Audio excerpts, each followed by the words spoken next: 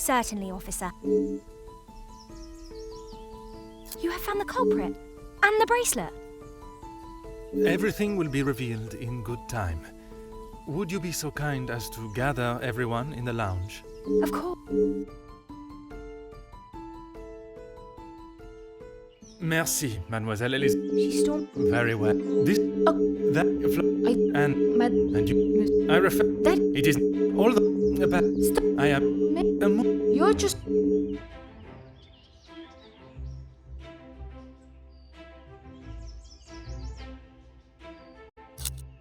I was only trying to help Lizzie. You must have known... She's angry. But nonetheless, and that... Monsieur. Because of... You had no... I told... It is evident. Mademoiselle, That is correct. you have grown close with both... Of course.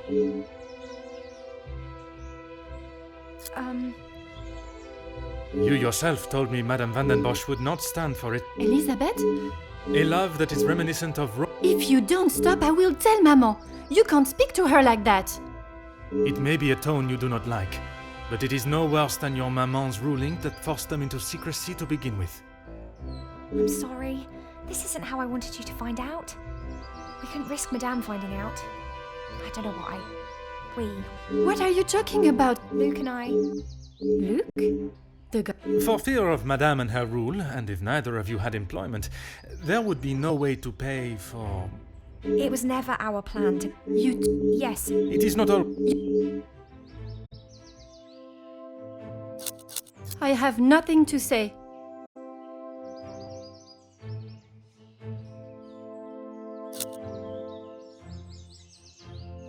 How dare you speak to...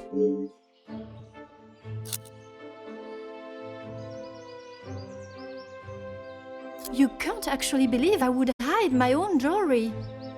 If you didn't, explain to me how your memento tin with the bracelet inside came to be lodged inside the chimney of your bedroom fireplace. You have no proof I put it there.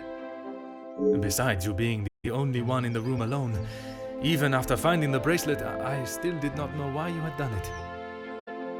Until I contemplated why Madame was selling so many heirlooms and art. You had no right to snoop through our house. When it... But... So... She didn't think... I did... But she did. Maman can't know what I have done. But Mademoiselle Florette will be proved innocent. No crime has been committed. So I see no reason why this should... It is time you considered the... And now...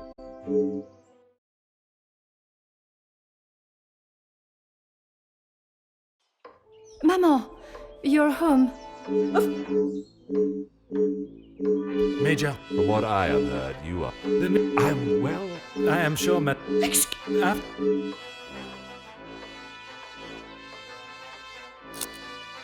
This is ridiculous. Why would my daughter hide her own jewelry? I'm sorry, Maman. He's right. Florette is innocent.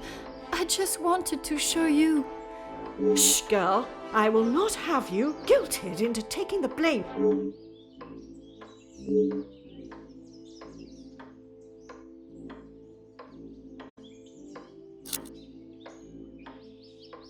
Officer Poirot. A word. Madame Van den Bosch was forced to make her way to Major, with all... This may be house. Insubordinate. As the ranking officer, I have conducted my investigation. Ranking officer? Under what I have heard. Oui. Now I suggest you do your duty and escort... Right away.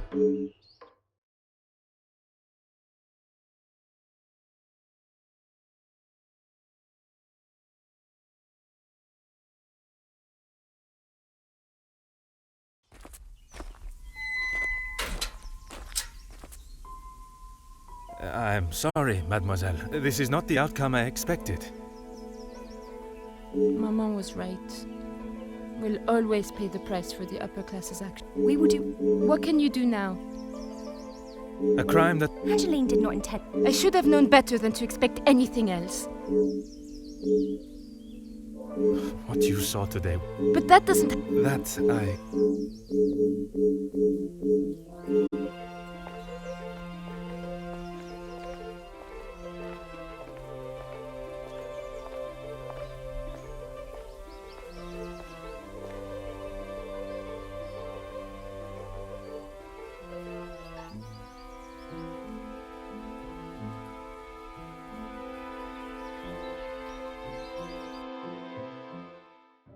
Detective Poirot, I trust this finds you well. It has been many years since our paths last crossed, and while I'm sure your recollection of the events may differ from mine, I hope that receiving this letter has not rekindled a sense of animosity toward myself or the Van der Bosch name. The impression you made is something that has stayed with me since that day. It compelled me to reconsider the spoilt young lady I would have inevitably become and helped shape me into the woman I wished to be. You made me see the childish and selfish girl in me that did not consider the consequences of her actions or how they may affect others. Although Maman may see the events of that day differently, I believe the compassion you showed for our mate Florette, as well as the drive to uncover the truth and accept no alternative, was a testament to your character and professionalism. Although I wish it were under different circumstances, your assistance is once again required, and I hope you will consider this as my formal request for your service. This forthcoming weekend was due to be one full of joy and happiness at the announcement of my engagement to Gideon Demire, whom I love dearly, bringing together two illustrious families, but it has been shadowed by deceit, extortion, and blackmail. The Van der Bosch name is being held to ransom by a mysterious party, and I am afraid I do not know who I can and cannot trust. We are holding a small gathering to celebrate our exciting news with what Maman calls the dignified elite, those that are well respected and held in high regard in both our close inner circle and society. Our private matters have always remained just that, so I fear one of those invited may be the person who is out to ruin our name, but for reasons I cannot fathom. I have enclosed a first-class rail ticket for you to join us for the announcement, and having contacted your superiors and the correct authorities to request your assistance, which they were more than happy to grant me, I shall expect your arrival with great anticipation. There shall be a carriage waiting for you at the station to bring you directly to Mnemosyne House. I thank you in advance in our time of crisis. Yours respectfully, Angeline Van der Bosch.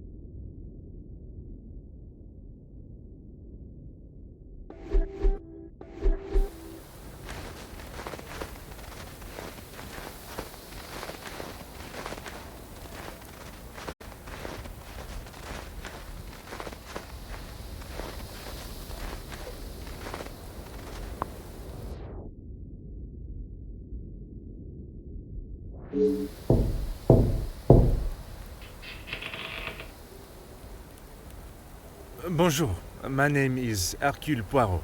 I am here at the invitation of Mademoiselle Angeline. Ah, Detective Poirot. We have been expecting you. Please come in from this frightful cold.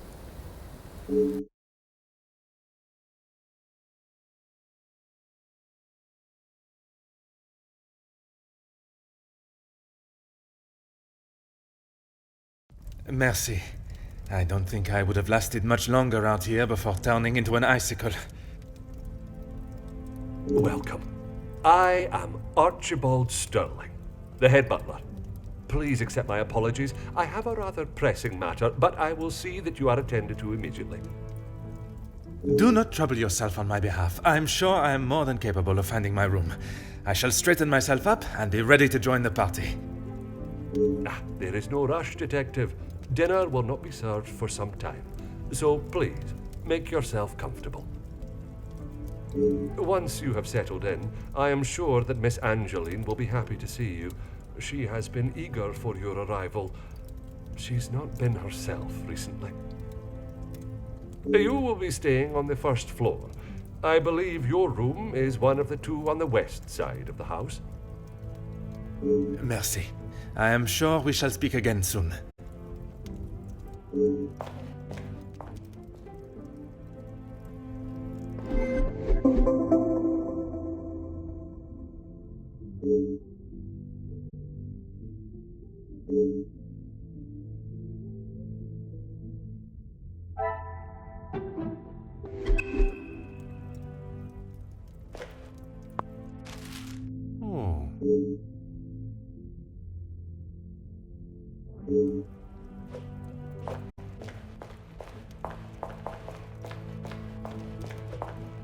Bonjour. Allow me to introduce myself. I am Detective Hercule Poirot. Detective, I hope you're not here for me. Not that I am aware of. Should I be? Ha! Not often you meet a detective with a sense of humor. I'm Zakaria Demir, but you can call me Zach.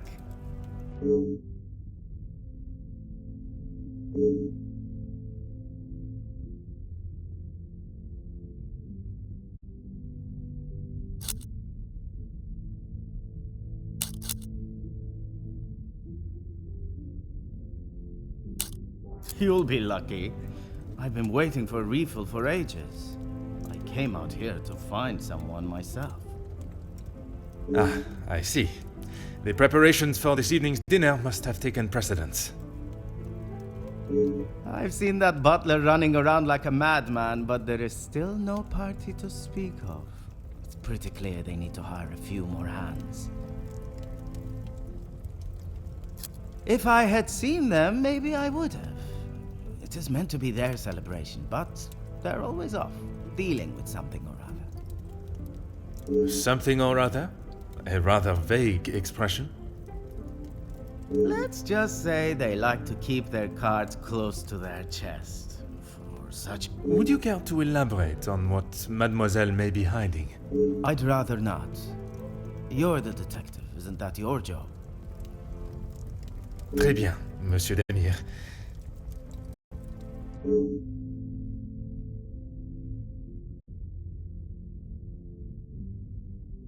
I shall take up no more of your time. À bientôt.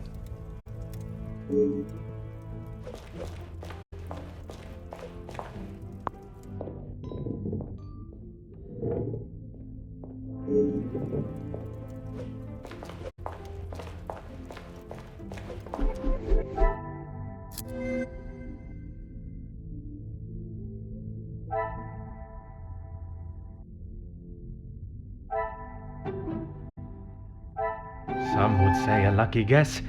I...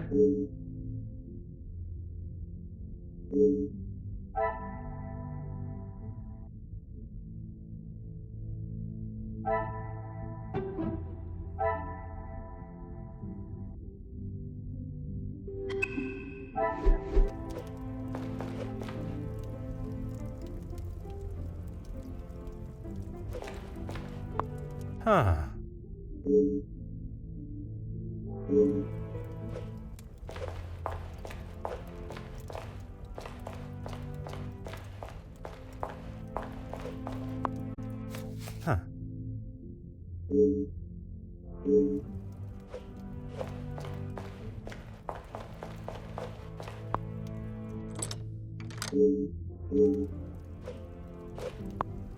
Aha.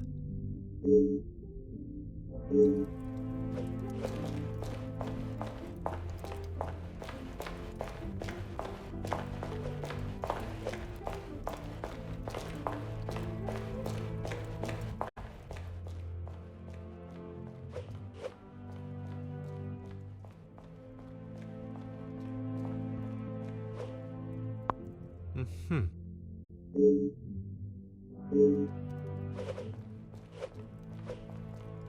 Ah.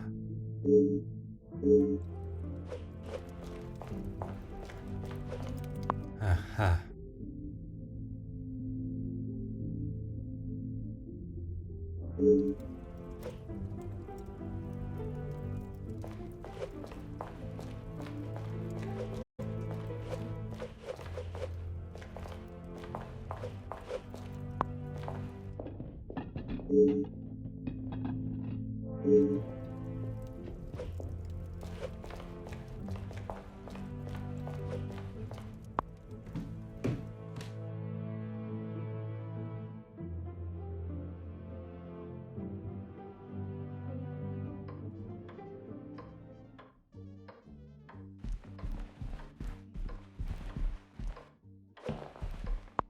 Ah.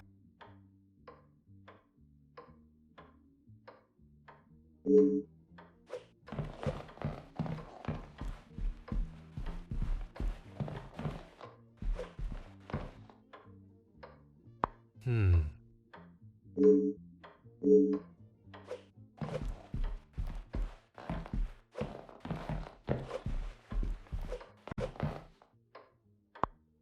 Oh.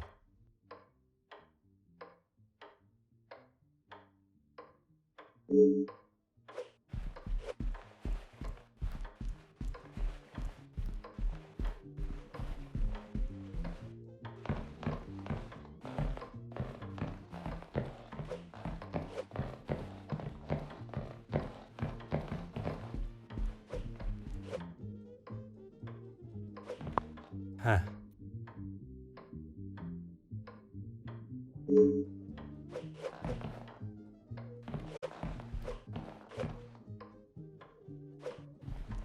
Hmm.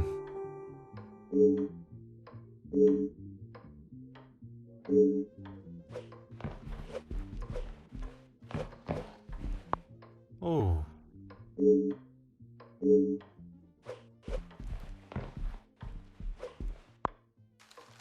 Hmm.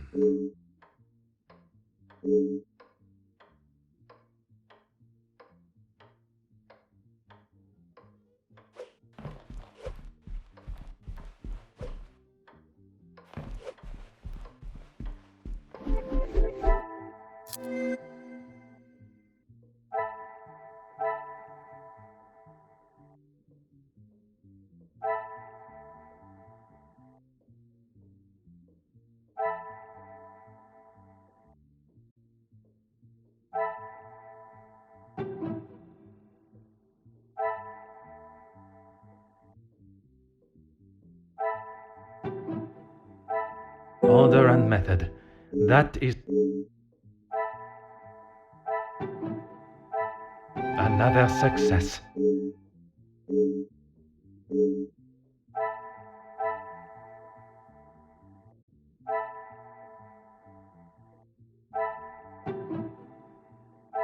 I must take a different approach if I am to...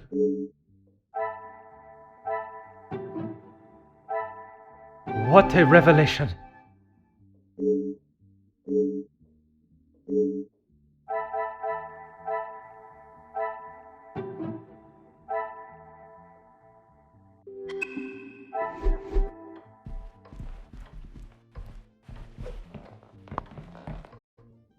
Huh.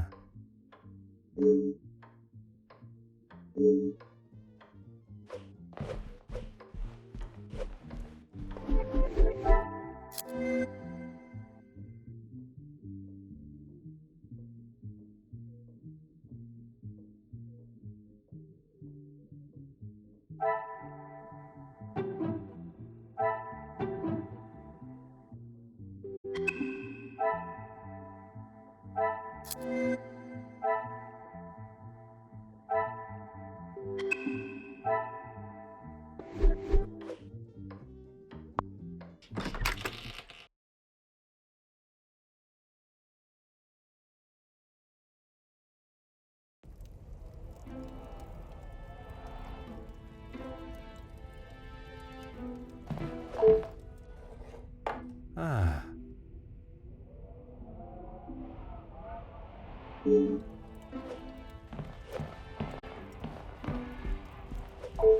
Aha.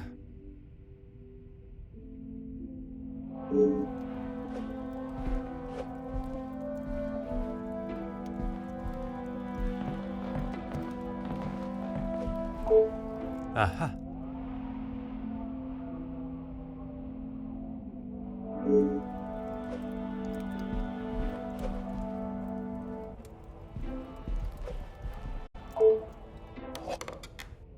Hmm.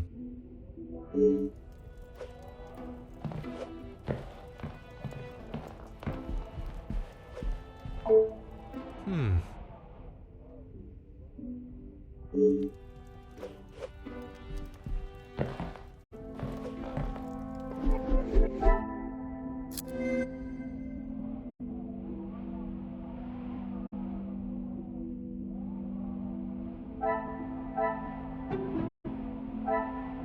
Things are beginning to become clearer.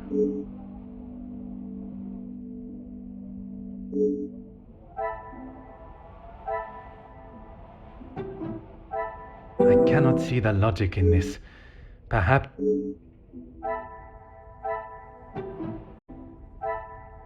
I should not be surprised by my own skills of deduction.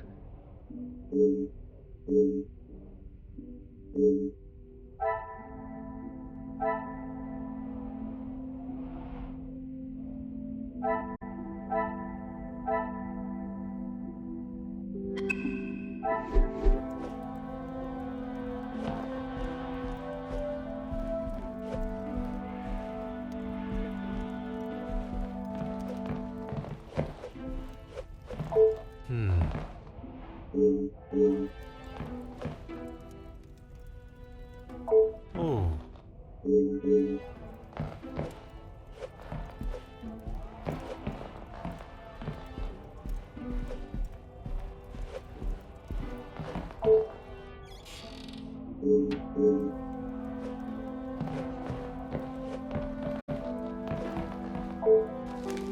Huh.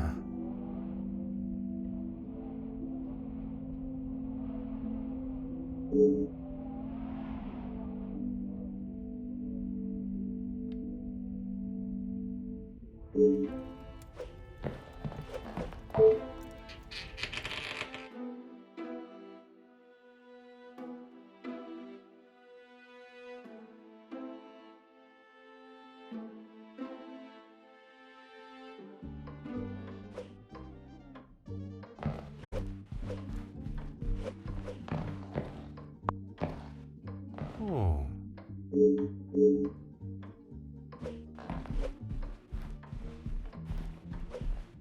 You must be Detective Poirot.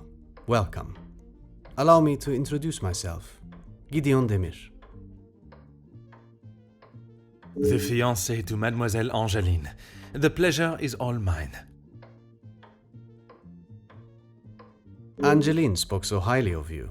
It sounds as though you are the man that can sort this terrible mess out. I am, monsieur. You have my word.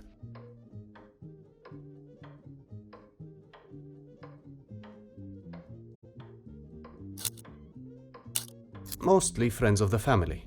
A couple of business associates of mine. Quite a mix from all walks of life. With regards to the blackmailing, can they be trusted, or should they be considered suspects? Angeline is struggling to trust anyone right now, but Madame Vandenbosch, as it is her house, thought it was best for us to have them all present. And they will all be staying in the house? Yes, it is a rather full house. All 6 guests will be staying on this floor. The family resides on the 2nd floor. I will be sure to speak with them all. However, I will keep my identity and purpose for being here hidden, at least until I have made my initial introductions. I'm afraid that ship may have already sailed. Once the Comtesse gets wind of something, a detective coming to the house, for example, you can bet everyone will know. She tries her best to keep everyone else happy, but I can see it is taking its toll. Quite understandable. She is feeling the burden of the family that is not hers to carry. Angeline has spoken with her mother. She has asked if there is anything that could be used against her, but she was just so dismissive. And what are your thoughts on the matter? I do not want to overstep my position, but if there is something that could damage not only the Van den Bosch name, but our future, Angeline deserves to know. That is a very diplomatic answer. You have met Madame. You know it is best to not get on her wrong side.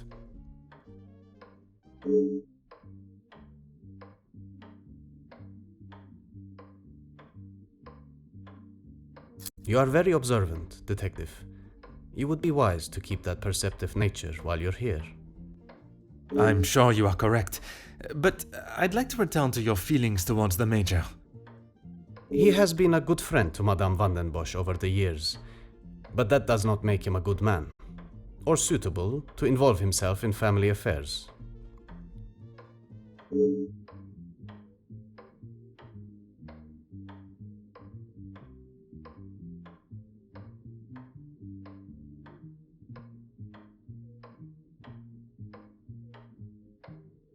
Merci, monsieur.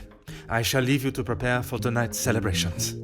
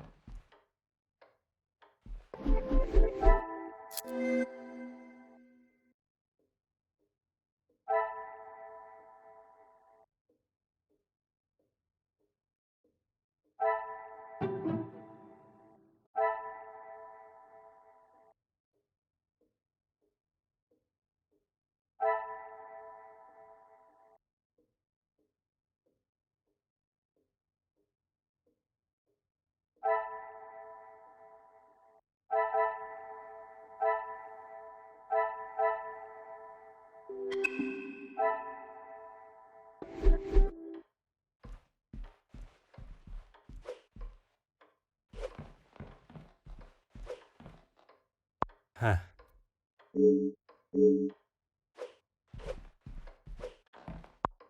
Ah.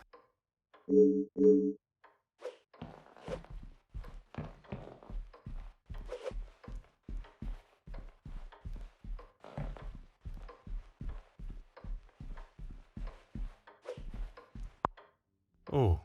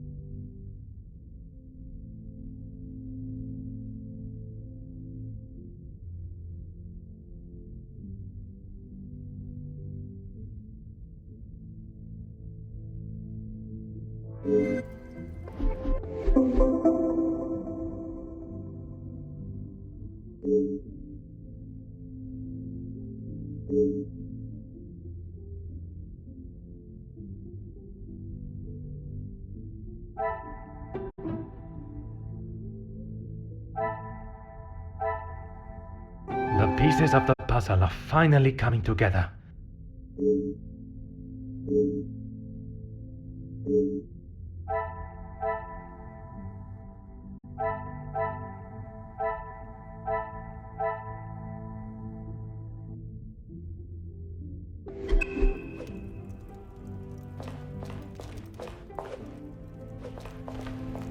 Mademoiselle Angeline, it is a pleasure to see you again.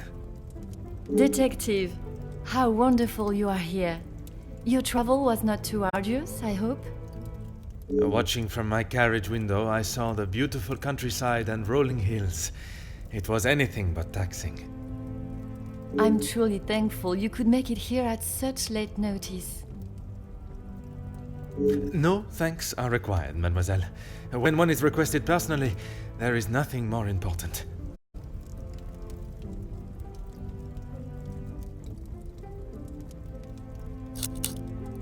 Gideon and I only wanted a small dinner to celebrate our engagement, but Maman was adamant on throwing this party. It may have been her idea, but it's the staff that have made it happen. Their efforts do not go unnoticed, from me at least. They have been with us for so long. I do my best to make sure they are happy and content.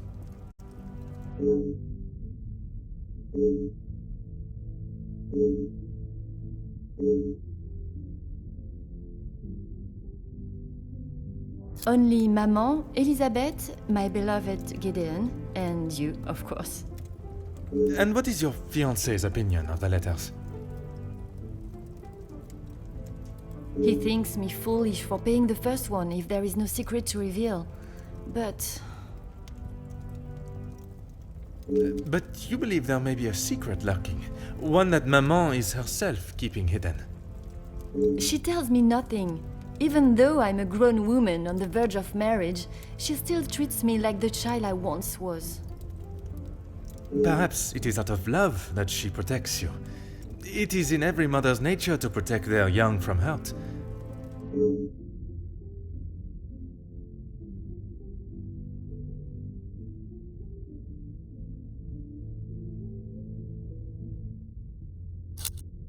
Oh, detective, I'm afraid I just don't know. She was quite adamant at the police station that she would not be returning to the house, but I assumed she would at least collect her belongings. Maman demanded that Elizabeth pack up everything she had and dispose of it.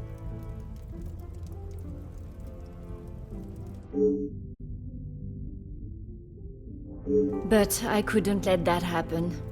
Elizabeth and I took her belongings, what little there was of them, to a friend of hers in the town that Elizabeth knew of.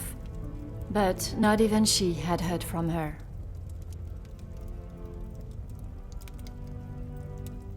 Not a single person. I don't know anyone that would stoop so low. The guests that will be joining us tonight, they are ones you can trust?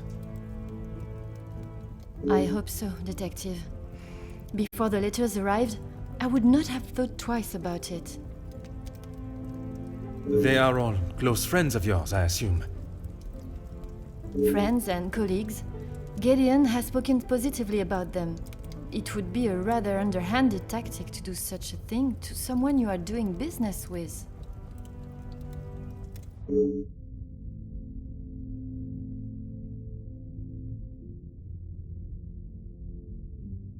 I wanted to contact her, but I had no address or telephone number. Surely Madame must have had some information when she employed her. You saw how Mama was. As soon as Fleurette was out of sight of the house, it was as though she had never been there at all. Elizabeth was most upset at the news Fleurette would not be returning. And your mama's choice to ignore her accountability for the girl stopped you searching. Please, detective, you cannot make me feel any worse than I already do. If I could go back and live that day again, you must believe me, I would never have done it.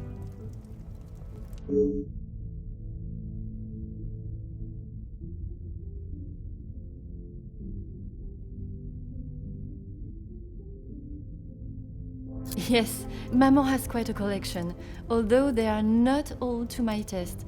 Most, in fact. The painting of the saints, in particular, it is quite exquisite. Is it connected to the house in some way? The one in the hall? If you look above your bedroom door, you will see one of their names. I believe they were originally carved to watch over the occupant. Merci, mademoiselle. I shall find you if there is anything further I need. This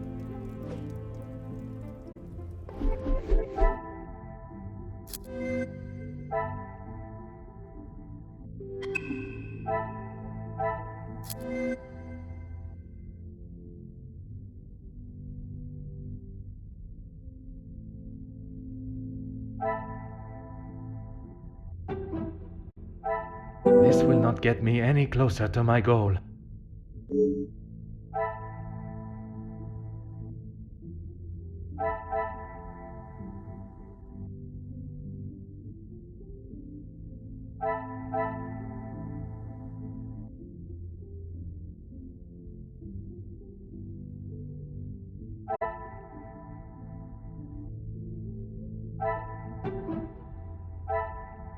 Come, my little grey cells.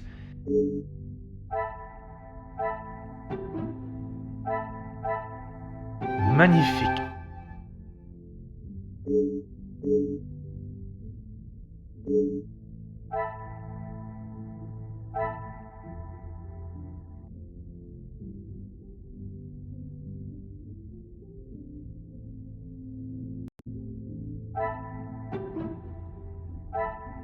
Things are beginning to become clearer.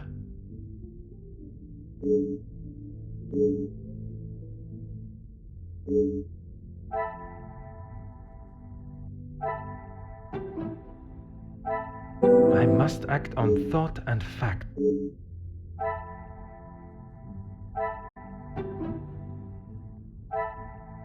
The pieces of the puzzle are final.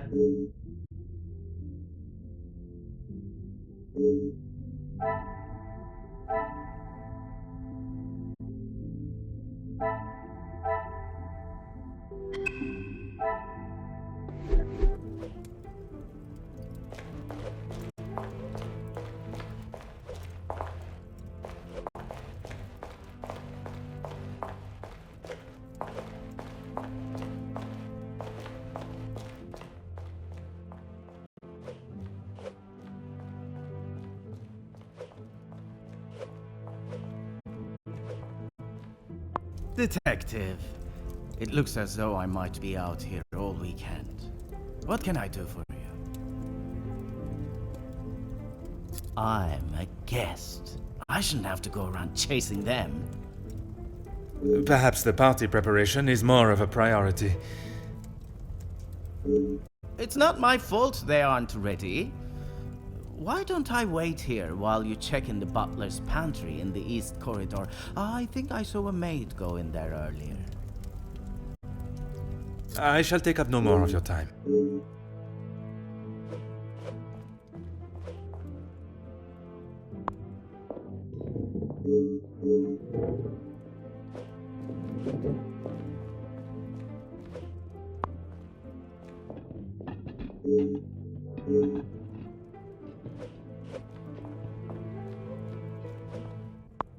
Huh.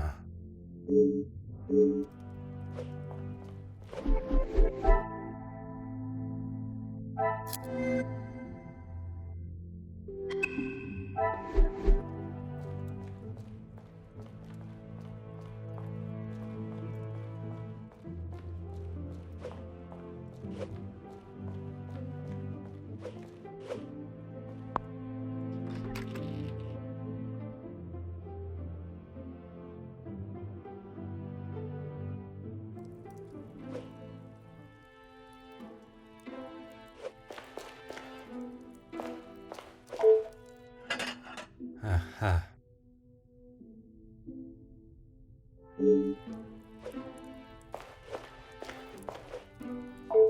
Ah, Mademoiselle Elizabeth. What a pleasure to see you again. Detective Poirot, I'm so glad you could make it. Unfortunately, it is not purely for pleasure that I am here.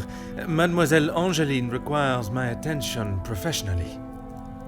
Yes, Angeline has told me. I'm glad she called upon you, Detective. I've been rather worried about her. I will do everything I can to find the blackmailer and bring them to justice.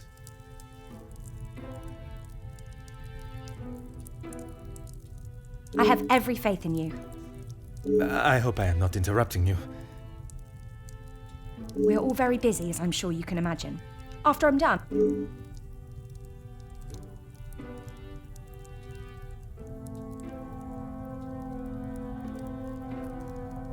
No one escorted you?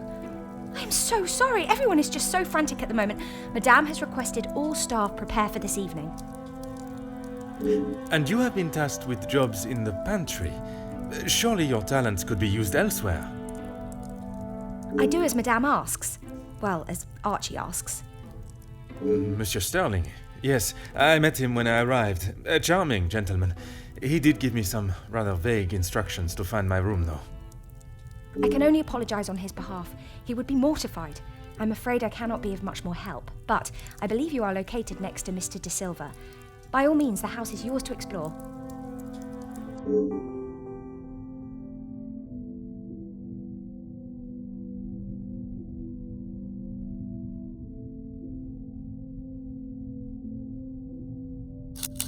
Yes, I'm afraid it may be all for show, though. She has not been herself, and it is not only I that have noticed.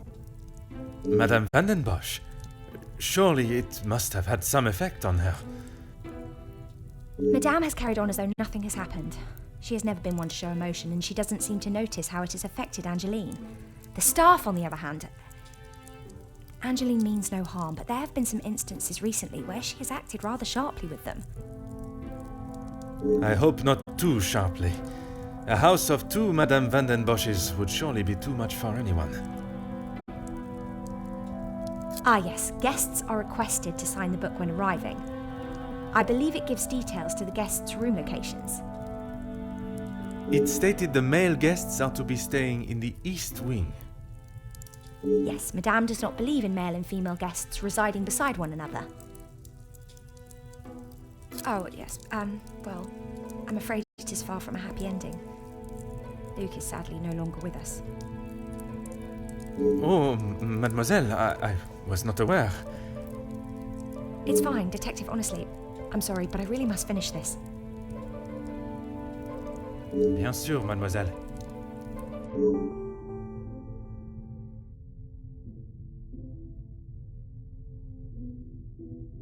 Merci, mademoiselle. Pleasure is mine, Detective.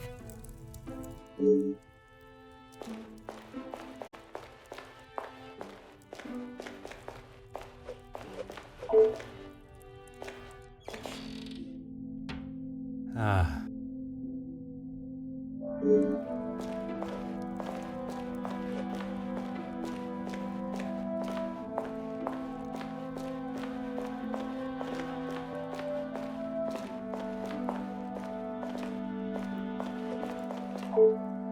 Before you leave, Detective, I have something for you beside the furnace here from Angeline. She wanted me to give it to you on your arrival.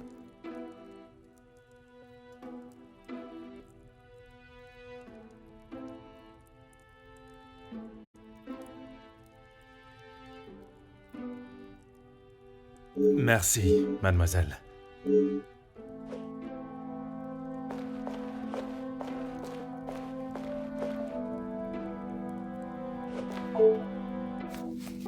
Aha.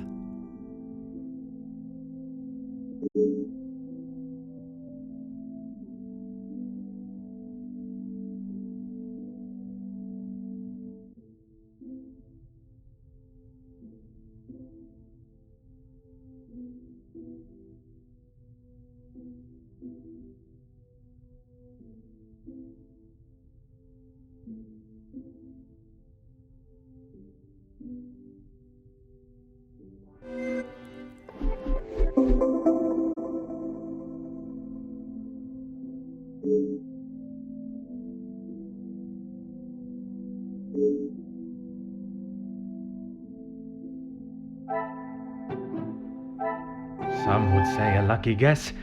I would say a moment of genius.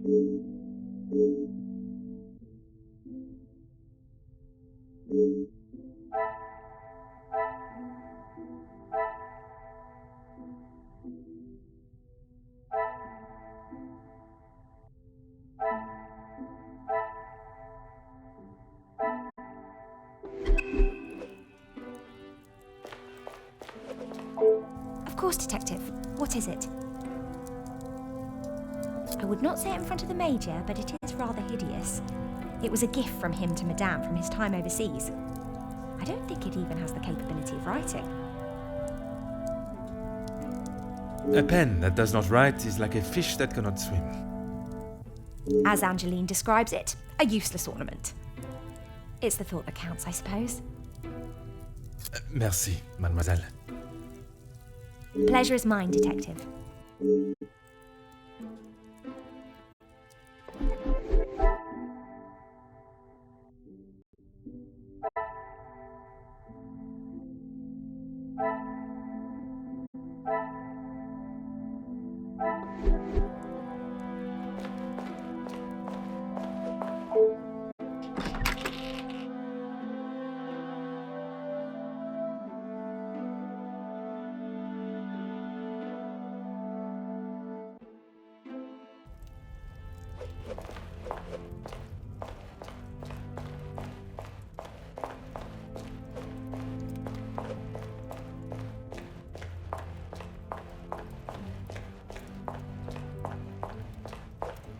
What can I help you with, detective?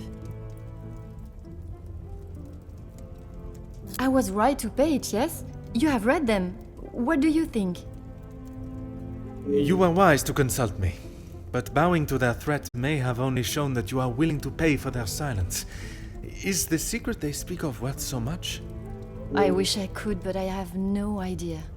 The letter was addressed to me, but I have nothing to hide. Maman took one look at it and disregarded the whole thing as someone's idea of a joke. She looked at it. She is not aware of the second letter. She doesn't know I paid the first. I thought I could make it all go away. Did you ask Madame if there was a family secret they could be privy to? She said I was to ignore the letters and stop wasting my time with such foolishness. If there was something, she wouldn't tell me anyway.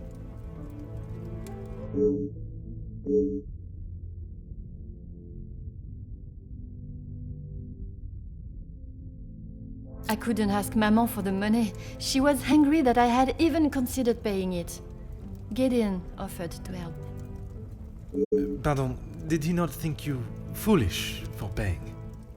He did, but he said he couldn't stand by and watch me in so much distress.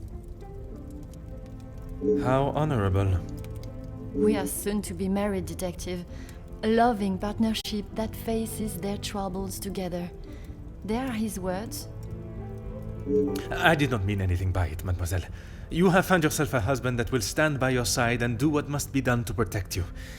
I am most pleased for you.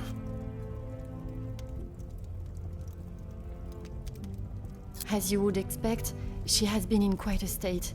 It was such a terrible accident. She kept it to herself for almost a week before she even told me. Pardon, how could you not know? Surely his absence from the house was noticed. Maman fired him after he returned to the house. She said he could not be trusted. But Mademoiselle Elizabeth's position was kept? I begged Maman for them both, but she said if he was willing to go behind her back, what else could he do? Falling in love is a far cry from committing even the smallest crime, n'est-ce pas?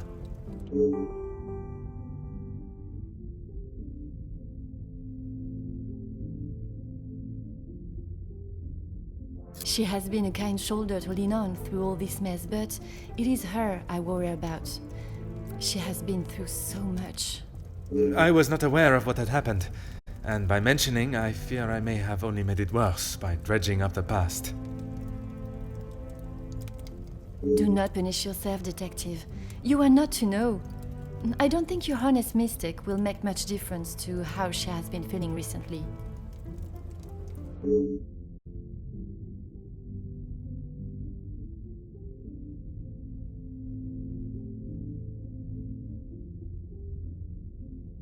Merci, mademoiselle.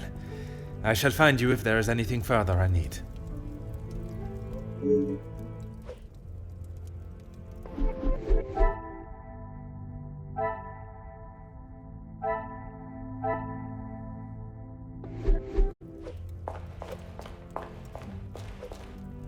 Detective. Is that what he said? I can barely understand most of what he says with that accent.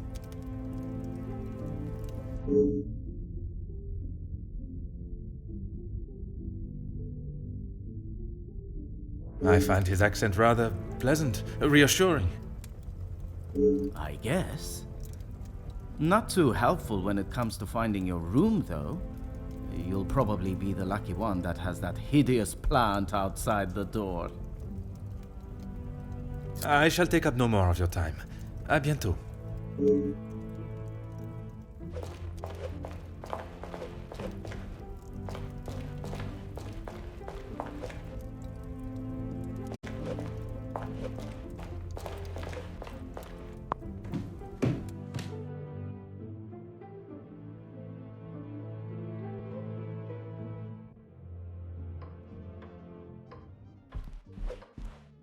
Please, As far as I'm aware, everything is in order. From what I understand, the late Viscount had made some questionable investments. But that is all in the past. And regarding the payment of the blackmail? Angeline does not have to worry about money anymore. I was born into some wealth, and I have earned my own fortune.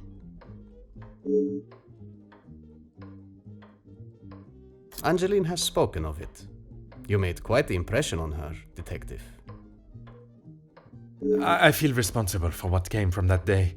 Florette's dismissal and Luke's. It is not your fault.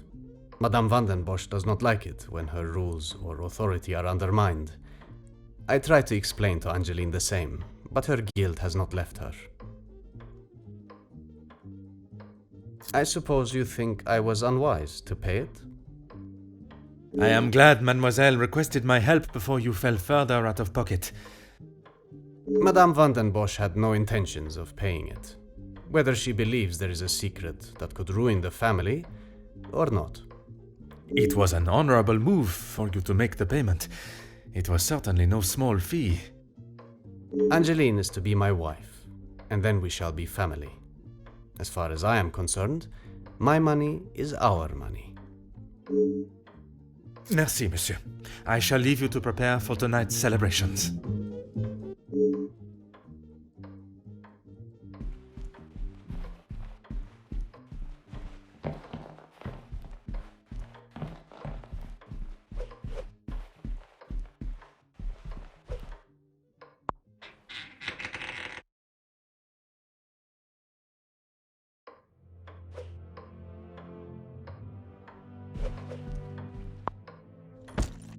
Huh.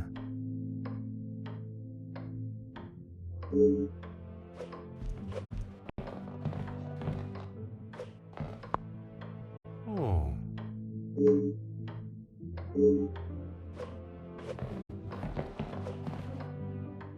Hmm.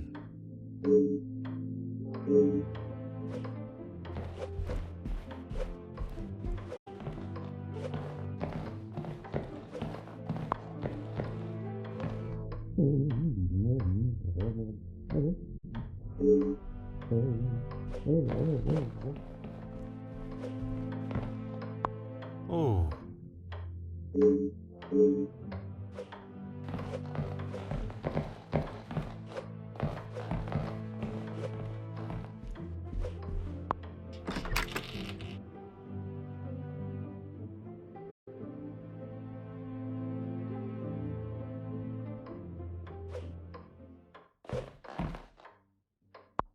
Hmm.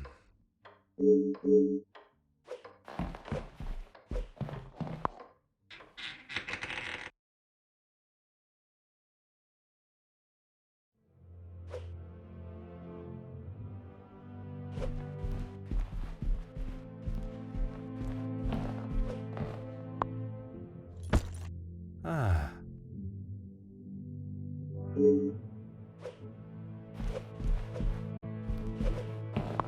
Hmm.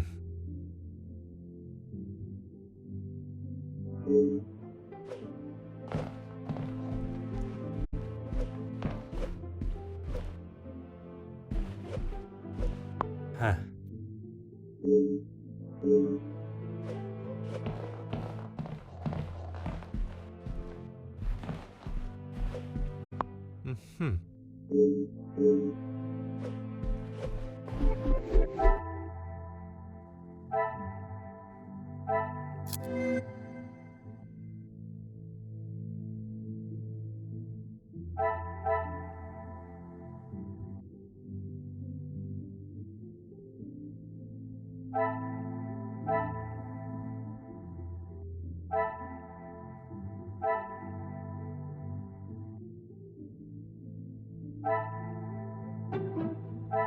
Is there something...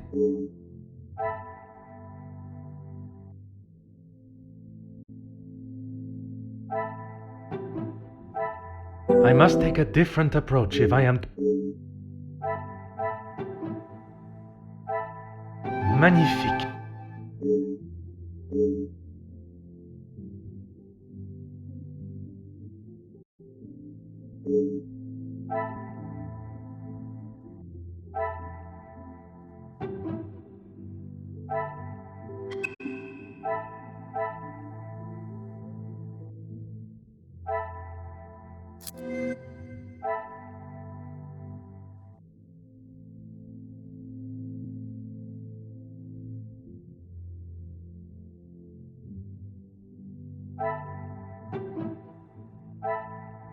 I must act on thought.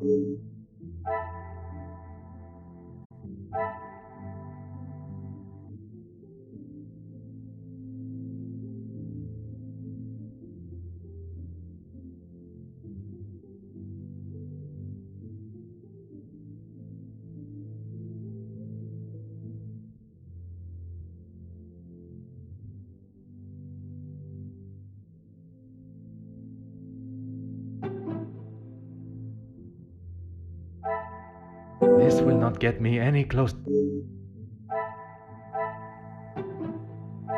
I cannot see the logic in this. Perhaps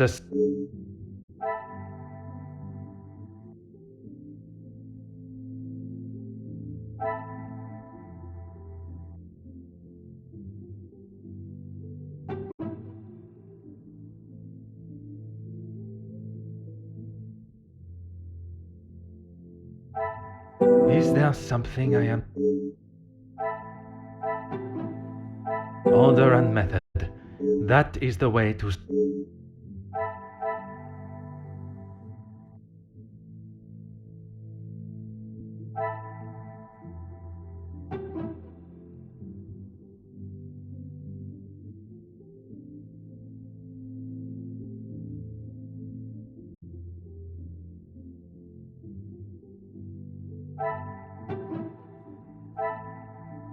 Another success.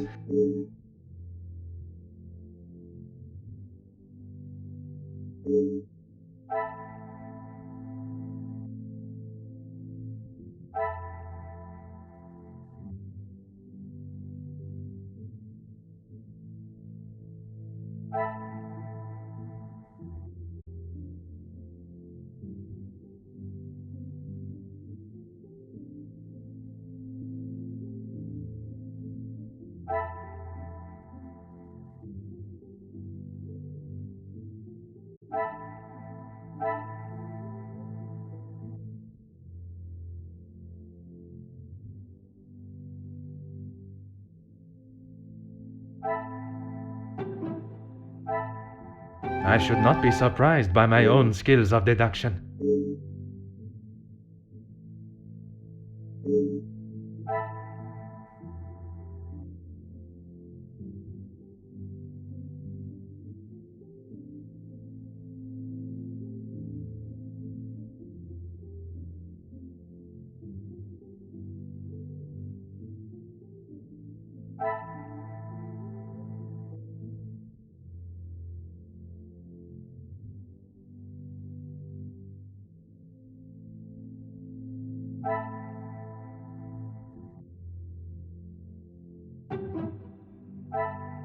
Come, my little grey cells.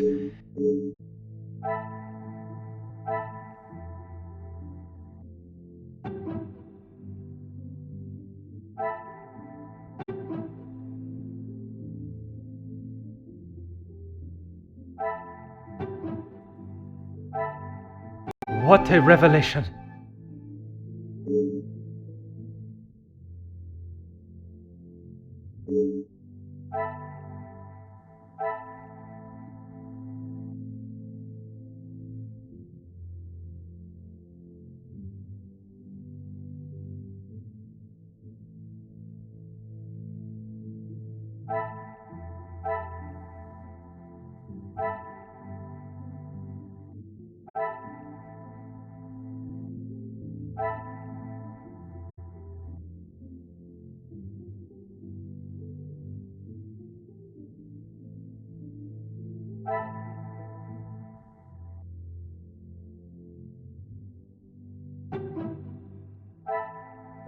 Come, my little Grace. I must act on thought and fact.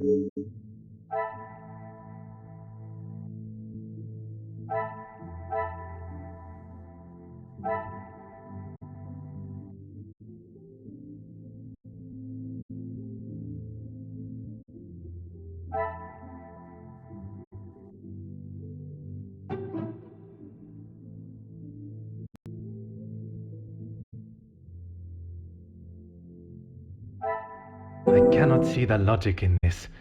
Perhaps a sec...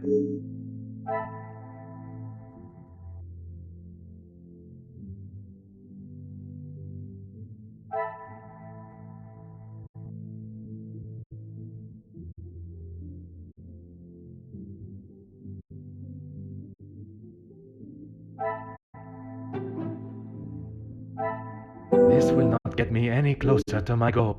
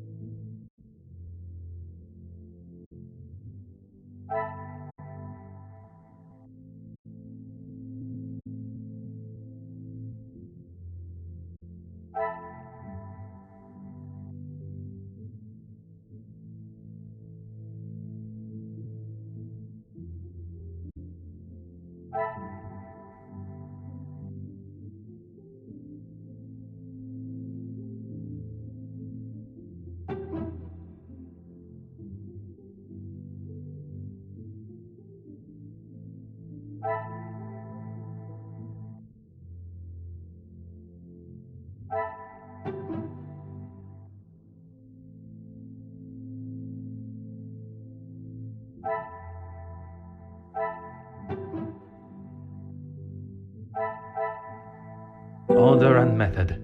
That is the...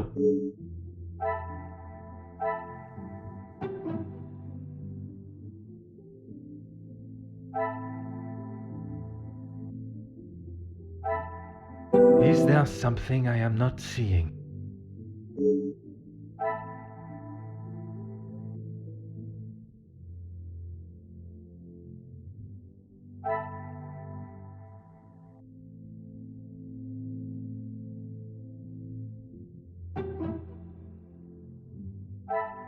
I must take a different approach if I am to uncover...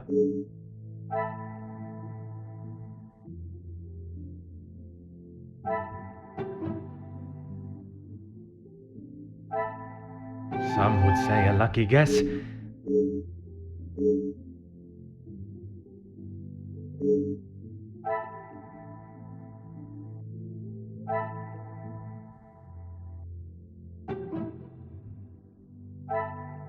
I must act on thought and...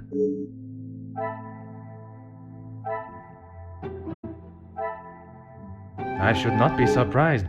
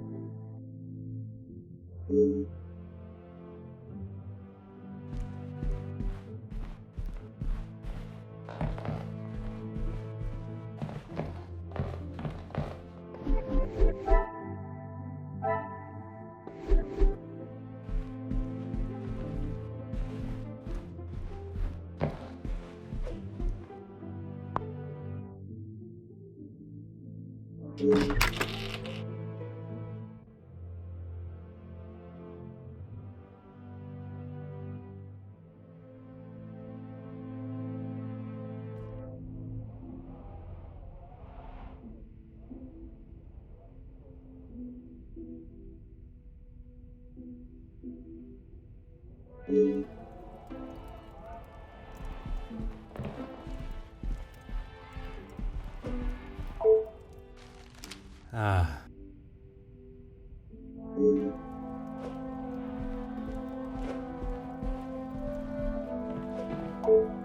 Oh.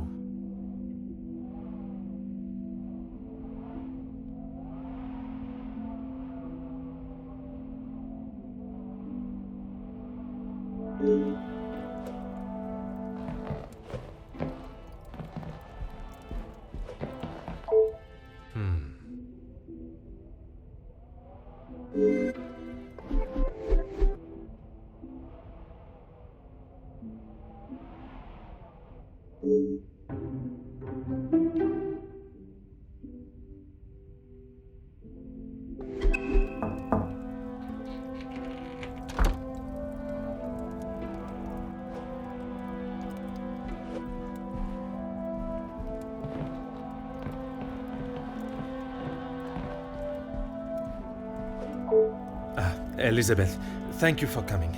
I shall not take up too much more of your precious time. Not at all, Detective. I had best not be away for too long. Madame would not be pleased when there is so much work to do. Well, mademoiselle, if anyone was to ask, I required your urgent attention with a delicate matter. That should be enough to give you a moment's peace. Thank you, Detective.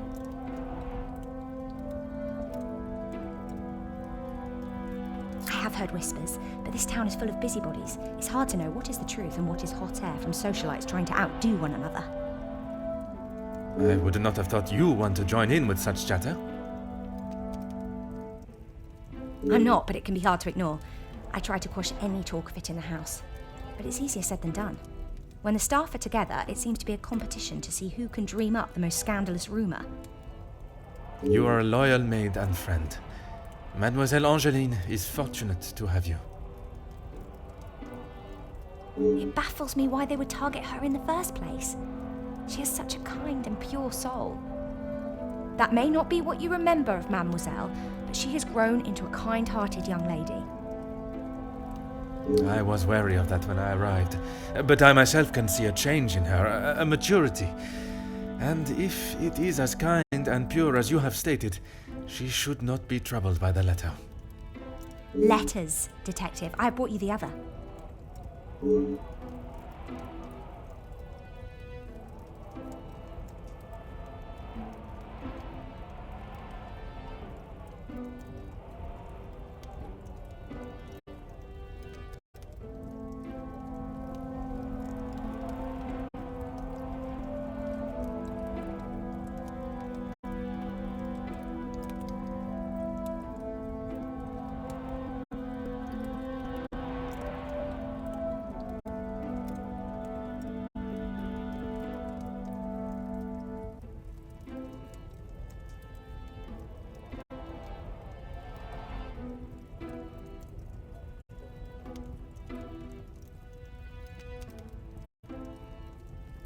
I have tried to tell her not to think any more on them, but she fears that even a fabricated story could ruin the family name. She even frets at what it may do to her engagement. I have met Monsieur Demire, and I cannot see his love for Angeline diminishing at something so trivial. Merci for bringing this letter to me.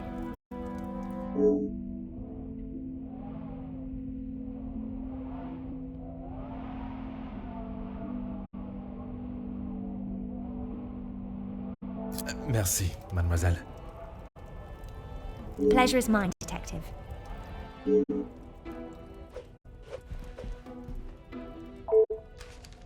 Huh.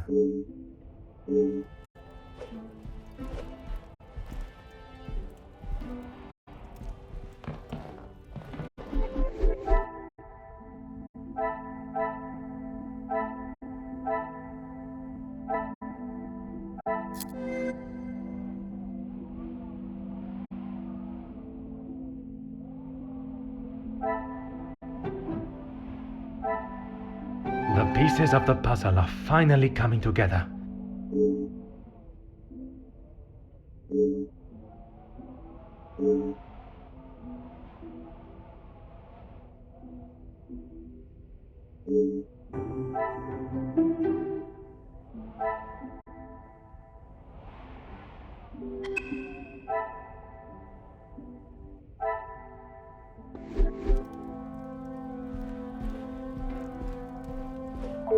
Of course, Detective. What? She will no doubt be with Master Gideon. The party was just beginning when I came upstairs. That is my cue to make a grand entrance. Am I presentable enough for the creme of society? Quite handsome, Detective.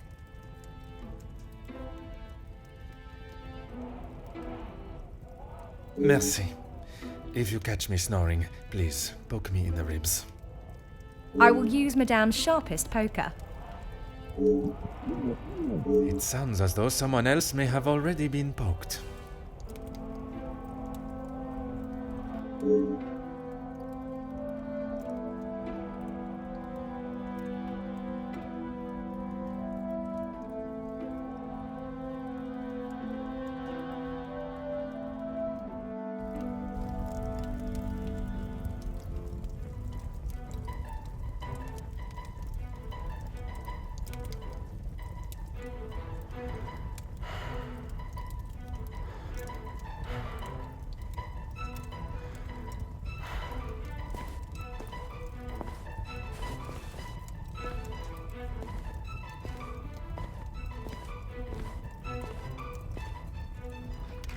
Ladies and gentlemen, please, if you would be so kind to return to the party.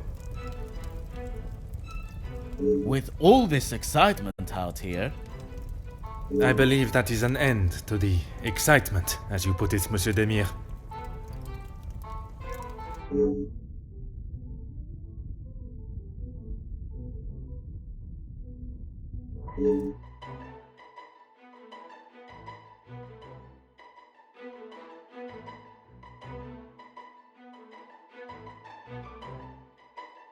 Oh, thank God.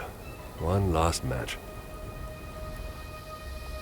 Bonjour, Monsieur Hagen. I wondered when you would be arriving. At least now you can do your job. Pardon, Monsieur. I have just been assaulted! I want him arrested! I'm afraid it is not as simple as that. I merely witnessed you standing up from the ground. This is ridiculous. You know very well what he did.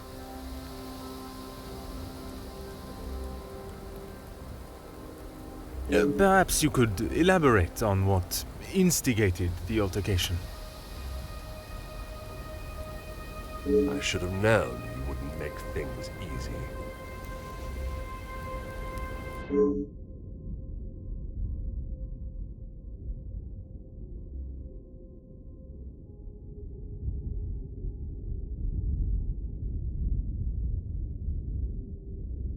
I have met Monsieur Demire. He does not seem one to physically assault someone unless provoked. I hope you're not implying that I started it. I am only stating what I have seen. I was having a private conversation with Angeline when he interrupted and struck me. That is all there is to know.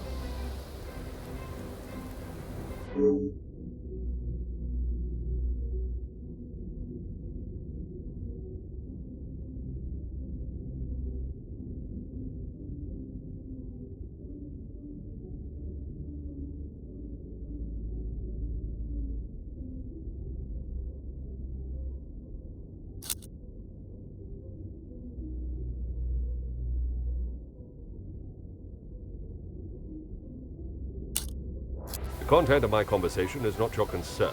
What should be is that a man has been physically assaulted in his own home. I understood this to be Nemozine House, the Vandenbosch residence. Am I mistaken? And I reside here. My home is not what is being questioned right now. You have grown rather close with the Vandenbosch family, it seems. What has my relationship with the family got to do with anything? Why are you even here, officer? Detective. And I was invited by Mademoiselle Angeline personally. Seems to be mistake after mistake with that girl.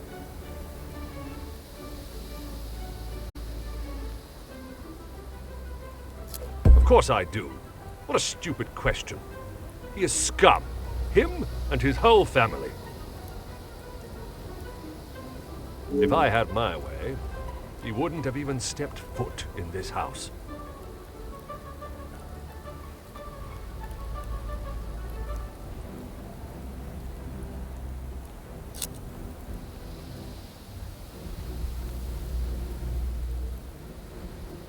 Officer Poirot, are you going to do something about him or not?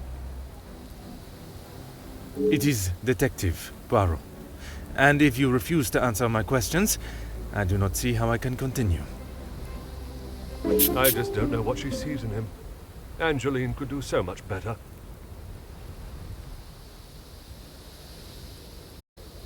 I don't think she realizes what she is getting herself into. I can't imagine her living a happy life with that rogue. I see. Merci, monsieur, for your honest opinion, whether I agree or not. I shall leave you to your cigar and return to the party.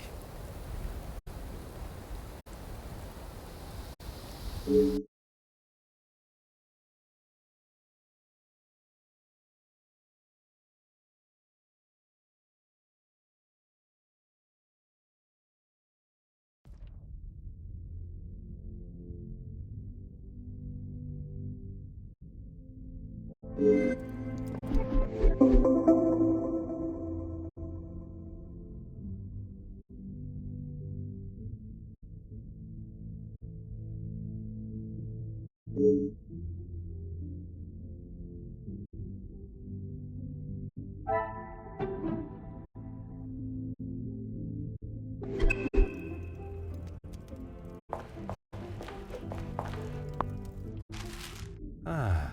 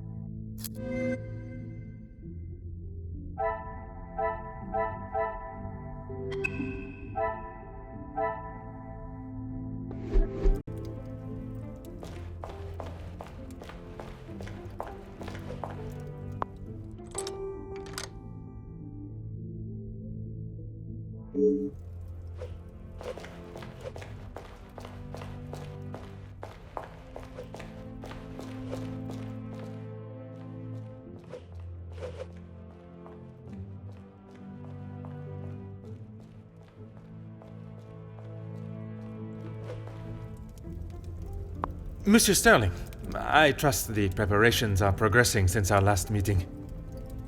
Please, Detective. Archibald is fine. Everything is in order now. Are you ready to join the party? You are head butler of this house. It is a position that warrants respect, and I shall continue to give it, Monsieur Sterling. And I must admit, it is the smell from the kitchen that has my attention more than the party itself. Rehanna is quite the cook, but it will still be some time. Maybe you'd like to enjoy a drink while you wait. Some of the guests are already in the salon to your left. And the remaining guests are in the library on the first floor. I will be sure to explore both. Merci. Dinner will be served in the dining room, but the rest of the evening is yours to enjoy. You have all certainly been working hard, it seems. Very hard. The lady of the house wanted everything a certain way, and that's how it was to be done.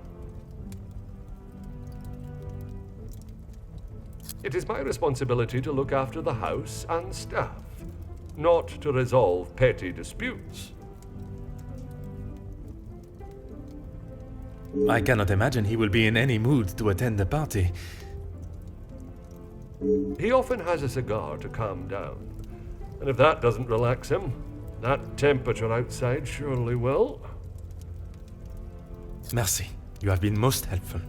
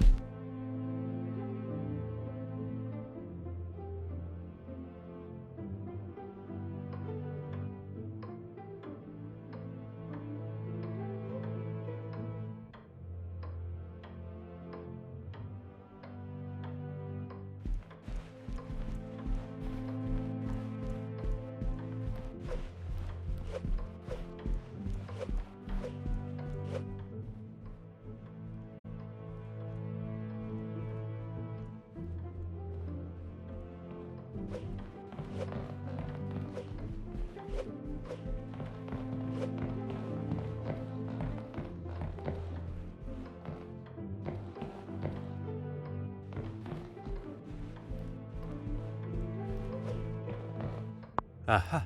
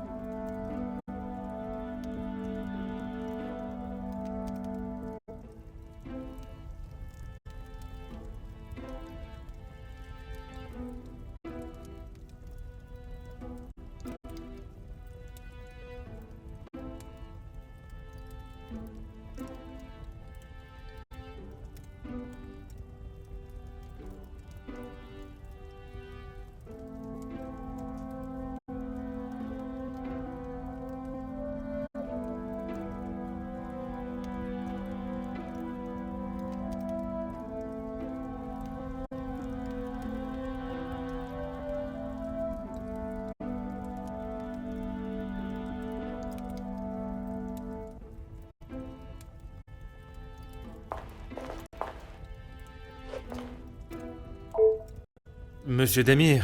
What did I tell you? Call me Zach. You found your room all right then? I did, and a charming room it is.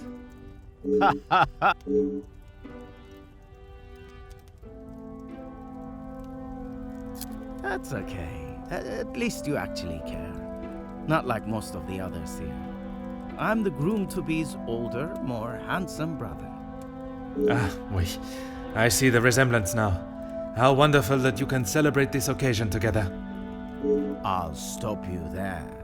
The only wonderful thing about this celebration is the free food and drink.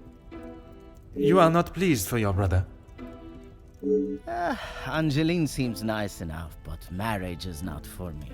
What is there to gain from tying yourself to someone for the rest of your life? Besides the money.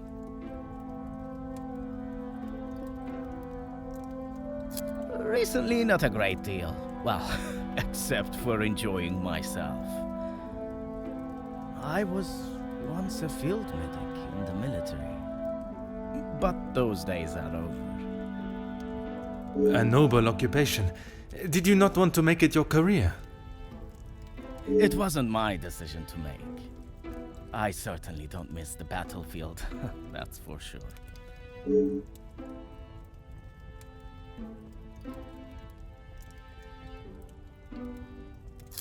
I'm sure he's fine. You don't need to worry about him. Always the knight in shining armor, riding in to save the day. Saving the day from who, exactly? Well, if Gedeon is the knight in the fairy tale, Felix is the dragon. Felix the Major. Ha! Always there, thinking he is better. Just because he was a major. We all know how he got there. In his mind, that puts him at the top of the chain.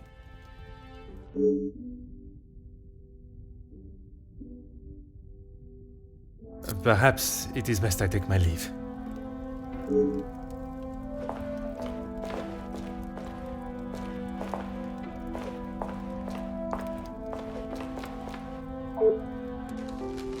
Aha.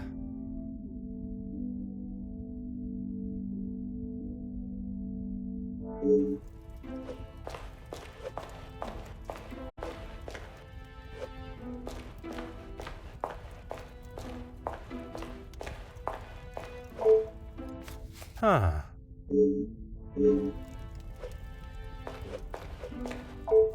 Allow me to introduce myself. Hercule Poirot.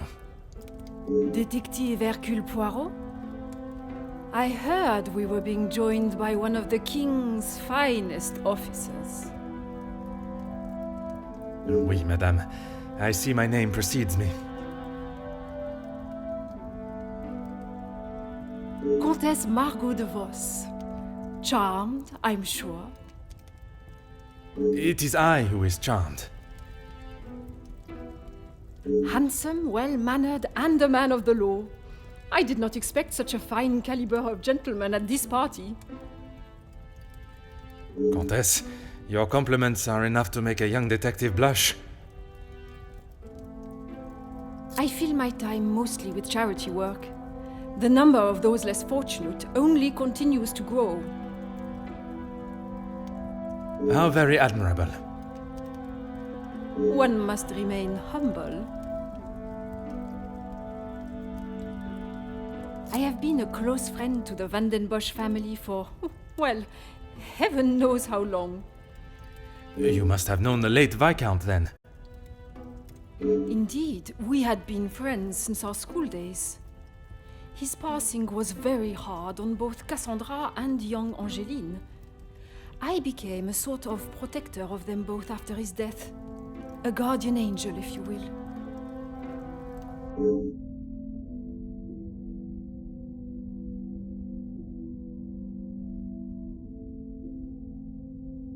You will find Felix at the center of any trouble, especially when it concerns the ladies of the house.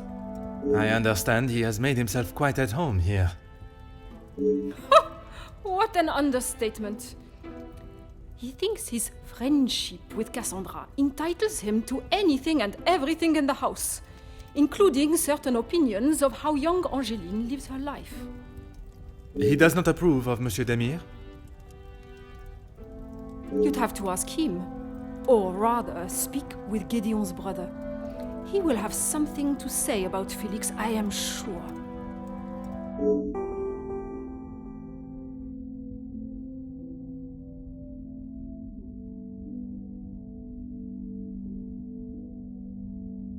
A strapping young man. Angeline has found herself a good one. They certainly make a handsome couple.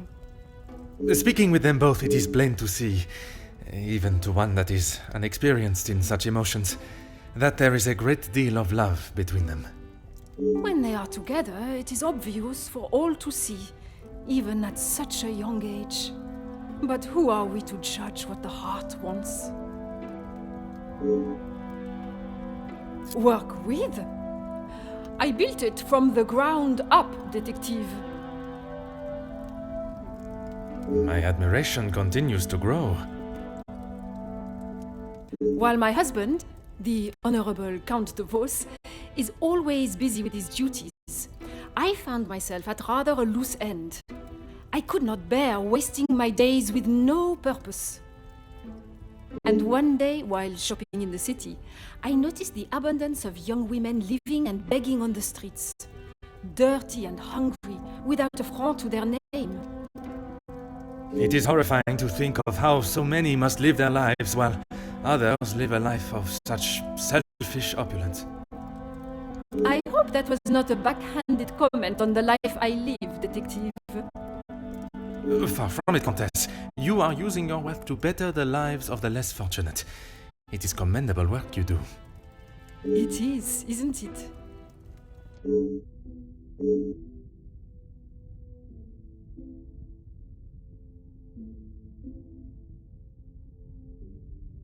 It has been a pleasure conversing. I look forward to our next tête-à-tête.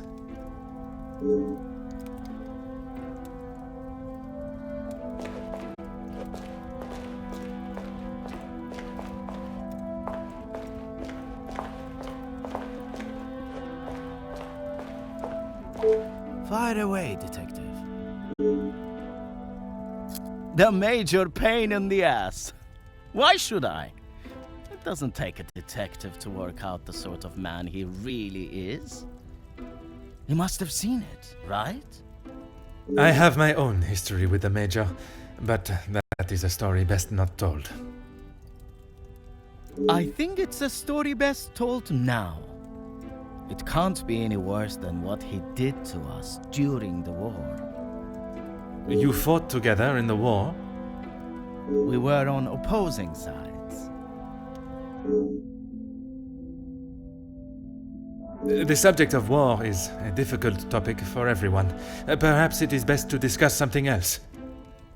If you had seen what I have, what he has done, you wouldn't side with him. I am taking no sides, monsieur. It is just not conversation fit for a party. Perhaps it is best I take my leave.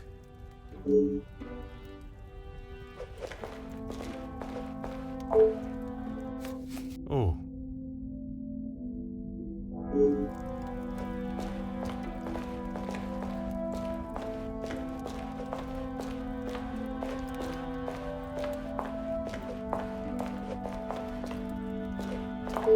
Madame van den Bosch, congratulations are in order on your daughter's engagement. Thank you. And you are? Detective Poirot. I'm sorry, the name eludes me.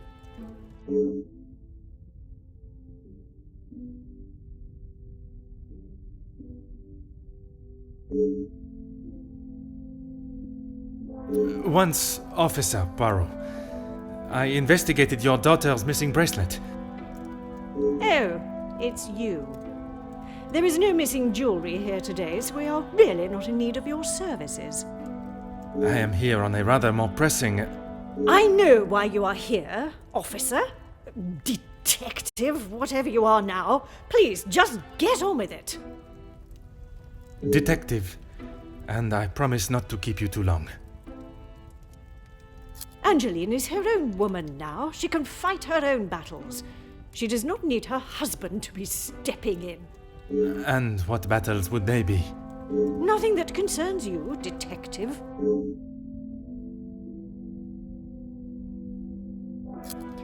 Keep your volume down. She had no right to do such a thing. As soon as the other ladies get wind that there was a police officer in-house, the whole town will know. Perhaps you should be more focused on catching the blackmailer that is holding your family's name to ransom than what the chattering women of the town will say. I care more about what those chattering women, as you so rudely describe them, have to say than the empty threat of an anonymous letter. Your daughter does not agree. In fact, it has been suggested that one of tonight's guests may know more than they are willing to show. The guests? You mean our friends? You can't honestly believe one of them would be so petty to send a letter like that. Oh, officer, you have not changed.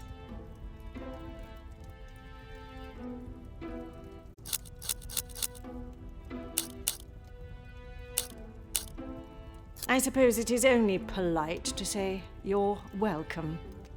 Madame is as quick-witted as I remember. What a shame there is nothing as memorable about you but your lack of respect.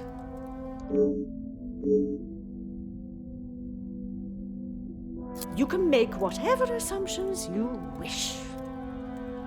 Based on several accounts, it seems as though the Major has a certain level of disdain for him and his brother. Felix is merely protecting both my daughter and the Van den Bosch name. Protecting them from what exactly?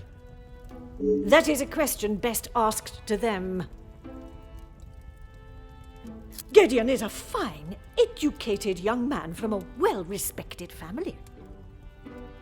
All important when considering a new son-in-law. A good home and education speaks volumes about a man. Even in the short time they have been engaged, his noble character is obvious. If you were an educated man, you would know that. I can assure you, madame, my education is not one to be sneered at. And yet you remain a mere detective. Perhaps it is your choices, then, that are to be questioned.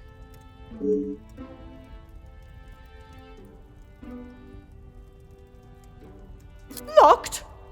That is absurd! They should be constantly coming back and forth from there if they are hiding from their work again. What is it you want in my staff area, anyway? I only mention it as I was hoping to speak to some staff members. But if they are busy... Be a good fellow and make sure they aren't slacking off in there. It shan't take you long.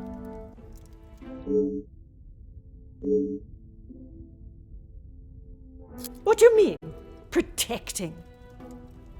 She hasn't gone and paid that silly ransom, has she? It was Monsieur Demire that accepted the cost. He paid it because your daughter believes there may be something to hide. For heaven's sake! Why do you think it was addressed to her and not I in the first place? Because they knew I would throw it in the rubbish where it belongs. Madame, if there is something you are keeping, it would be wise to tell me now. It may help in identifying the culprit. And it would be wise for you to stay out of my family's business. If I require your help, I shall ask for it. But don't hold your breath. Merci. An enchanting conversation, as always.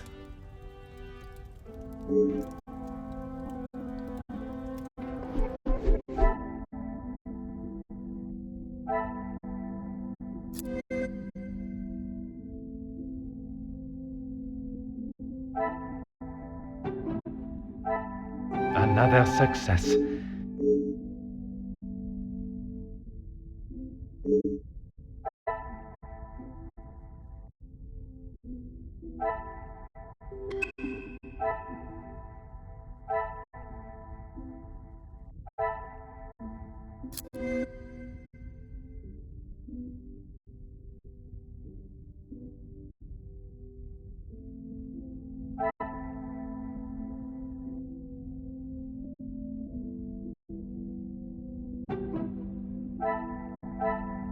Magnifique.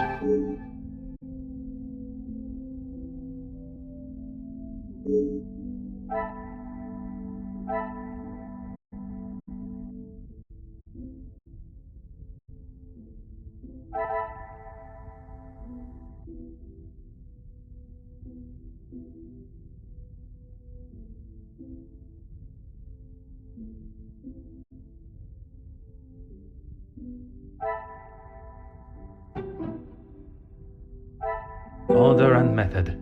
That is the way to solve the problem.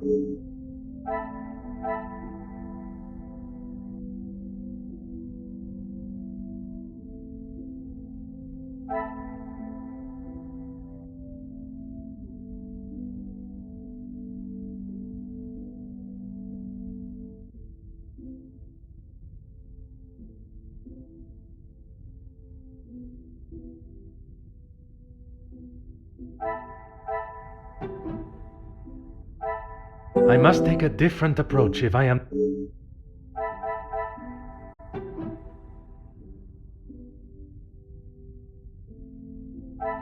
I cannot see the logic in this. Perhaps a sec...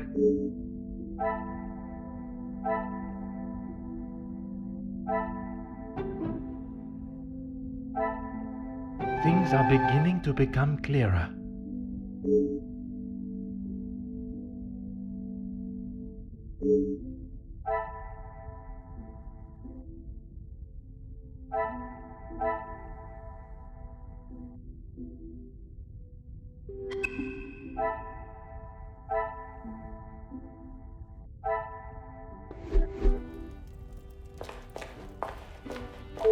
Fire away, detective. I have a drink, but thanks anyway. I just would not like to see things get out of hand. Don't you worry about me. I've got it covered.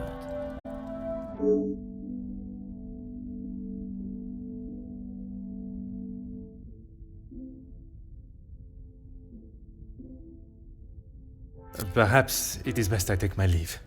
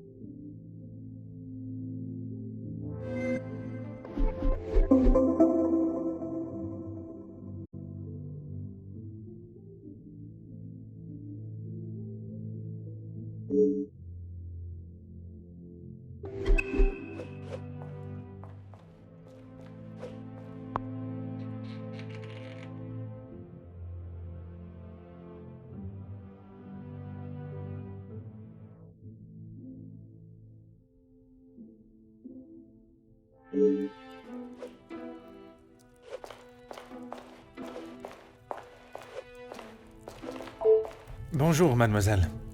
Oh, monsieur, you startled me. It was not my intention, mademoiselle. I was hoping to talk with a member of the staff. You are the detective? I am Detective Hercule Poirot. I only intend to take up a moment of your time. Madame Van der Bosch will be very hungry if she knows I'm standing talking. Allow me to worry about madame. Inga Frank, detective. From the Norse god of peace and fertility. A most beautiful name. Merci. It was my grand-mère. Oui, detective. Madame was very clear on what was to be prepared for today.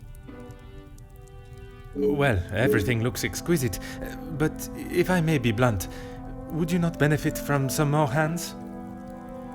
Monsieur Archie knows how busy we are, especially in the kitchen. I hate when I have to run service. Merci, mademoiselle.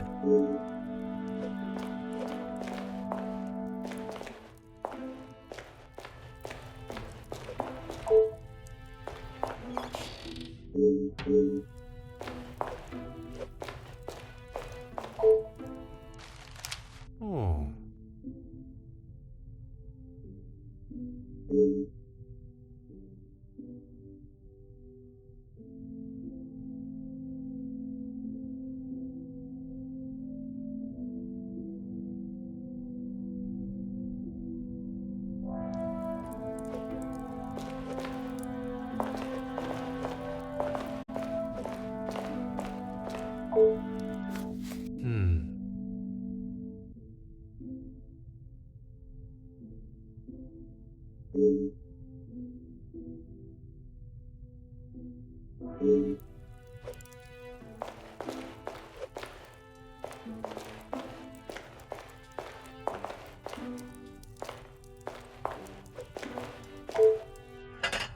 Huh.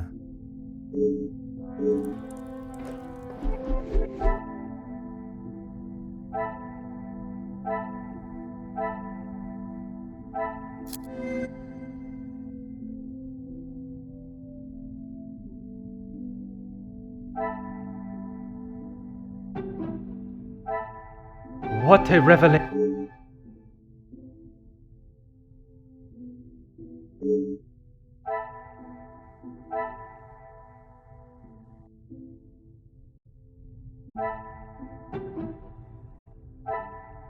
Is there something?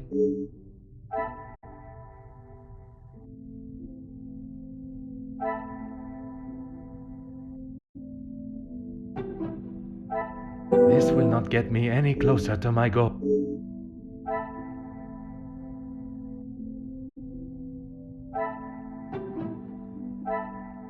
Come, my little grey cells.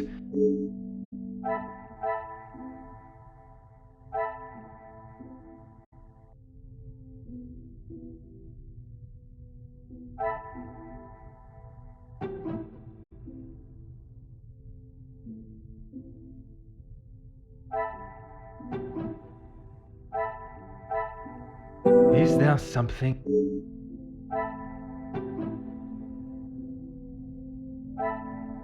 I must take a different approach if I am to...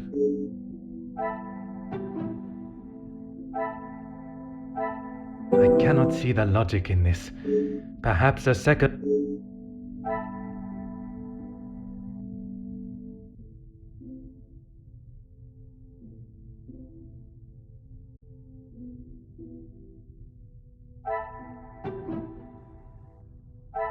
Order and method. That is the way.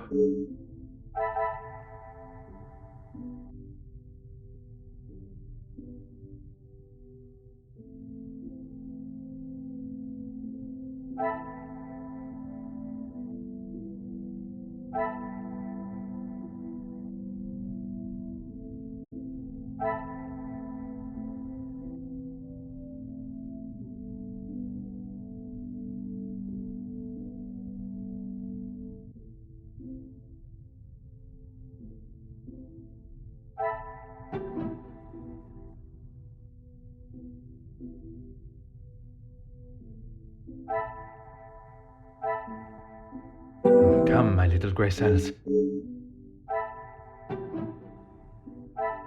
This will not get me any closer to my goal.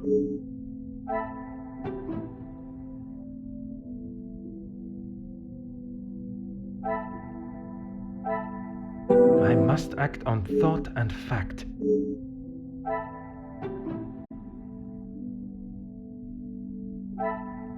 I must act on thought and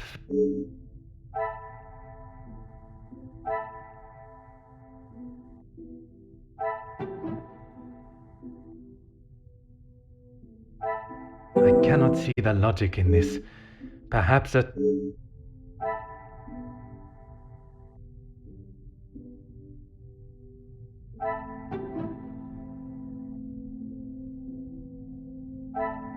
I must take a different approach if I am to...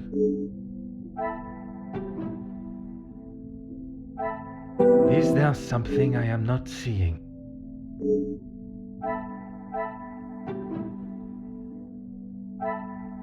Come, my little grey cells. We must...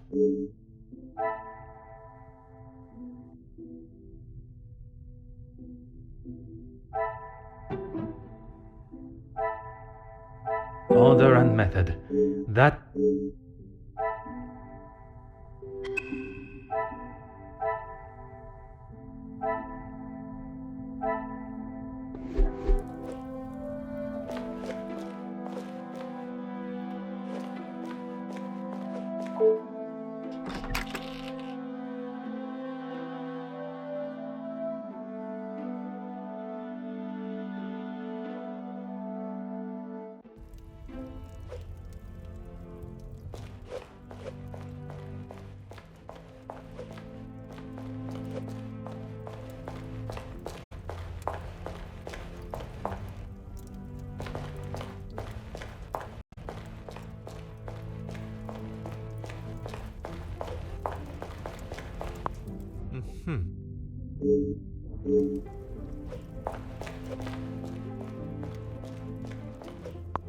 Huh.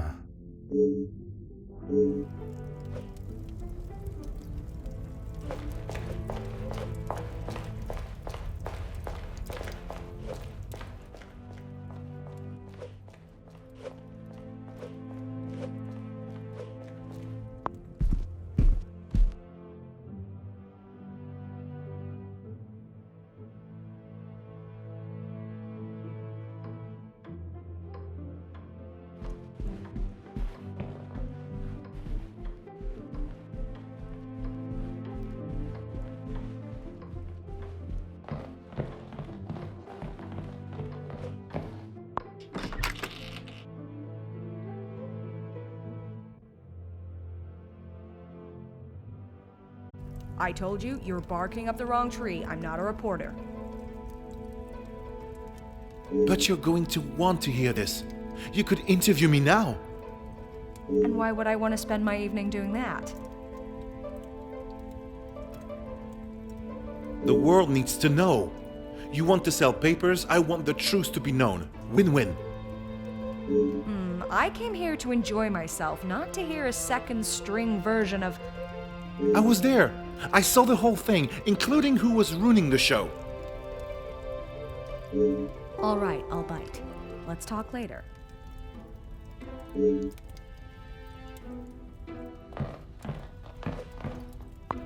Bonjour. Are you a guest of Mademoiselle Angeline or Monsieur Demire? Do I know you? Where are my manners? I am Hercule Poirot. The lawman. Oui, monsieur. Detective Poirot. Ernesto da Silva. A pleasure, monsieur.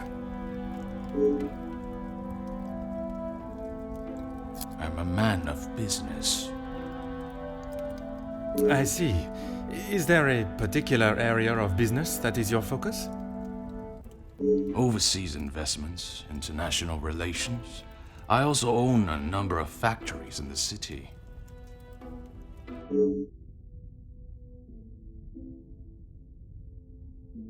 Très bien. Monsieur has many talents.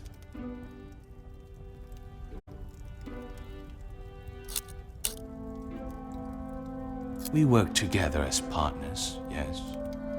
You must know the Van den Bosch family well, then. I helped Cassandra, rather, Madame Van den Bosch, if and when she needs me.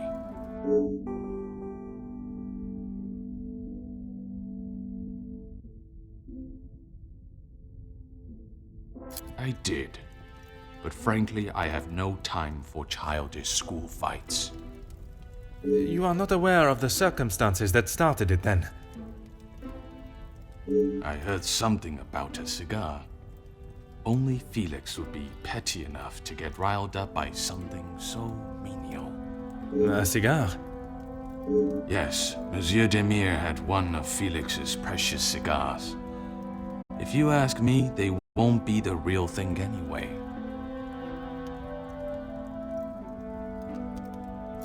Distinguished gentleman. It was two alpha males going head-to-head. Master Gideon came out the victor. Surely we have passed the days where shows of unnecessary brute strength impress anyone. When it comes to the protection of a woman, we are far from it. Man will always return to their most primitive form. Mademoiselle Angeline, the Major has no place to feel threatened. Monsieur Gideon is to become her husband.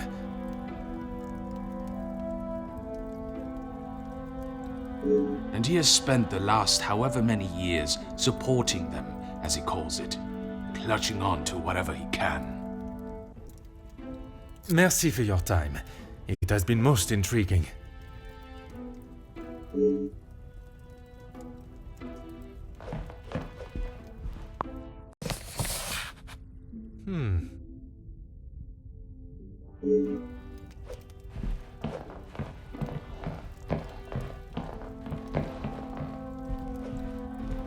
Oh.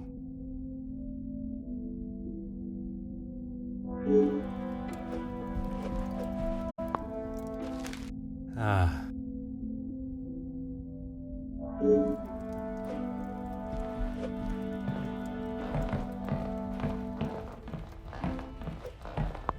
Ah.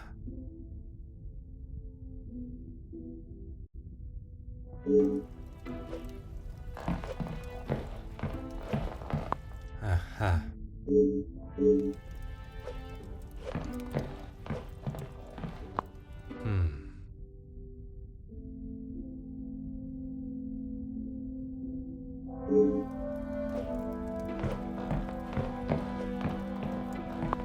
Huh.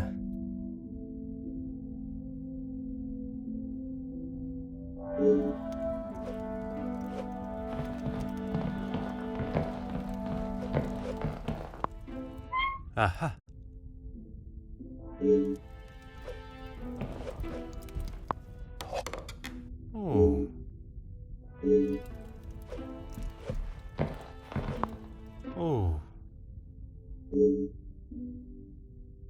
Oh.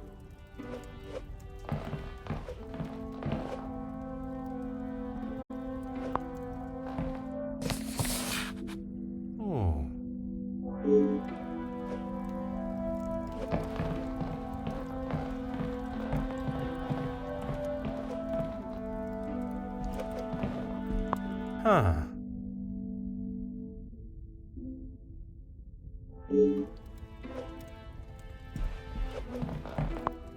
A pleasure to make your acquaintance.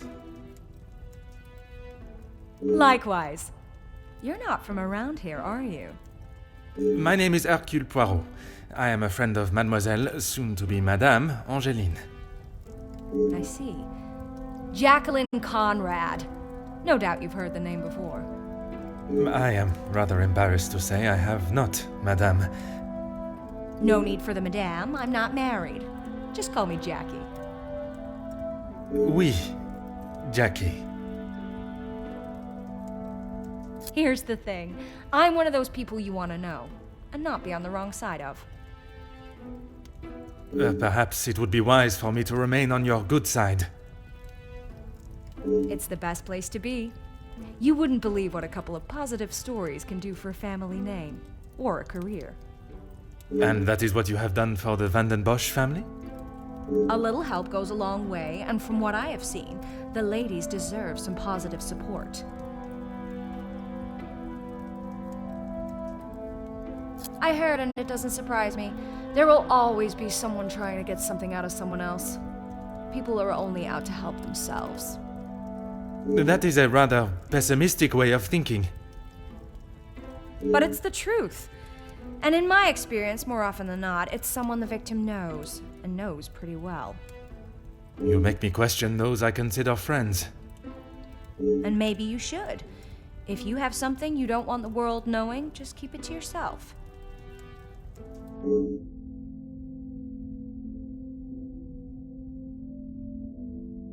That's what we call eavesdropping.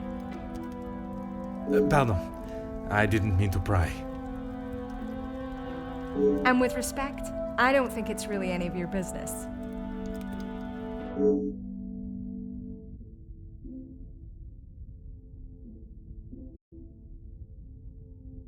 I must take my leave.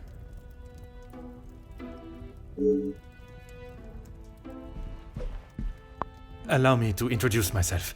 Hercule Poirot. Hugo Beckers. A pleasure.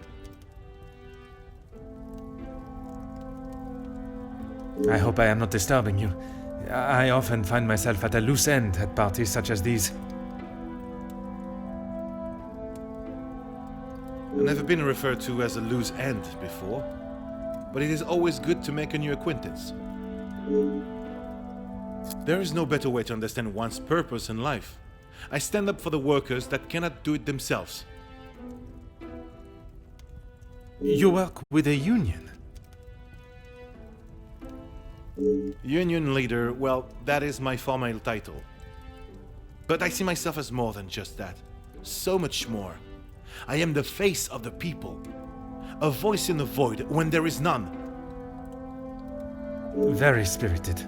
You have quite the way with words. In my line of work, it is essential.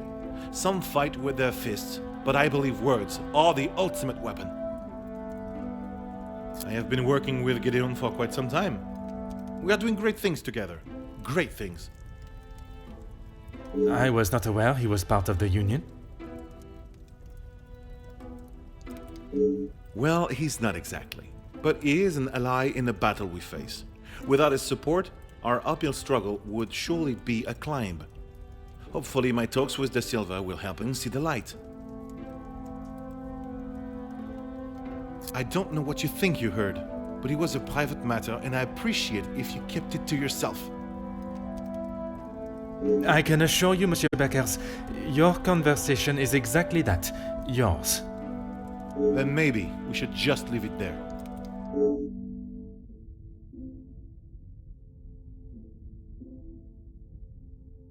Merci. If I find myself at a loss again, I shall certainly return.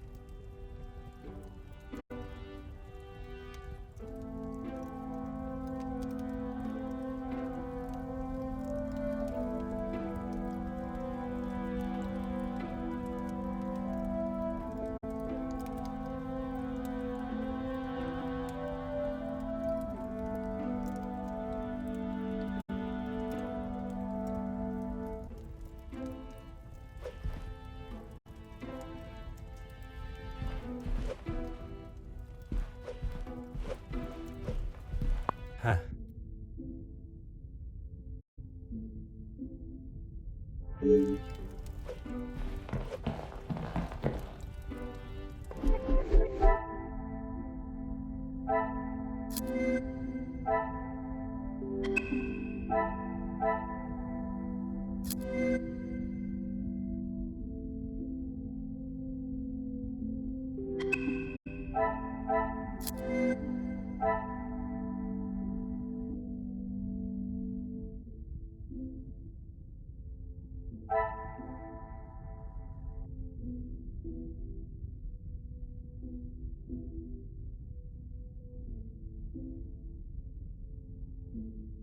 The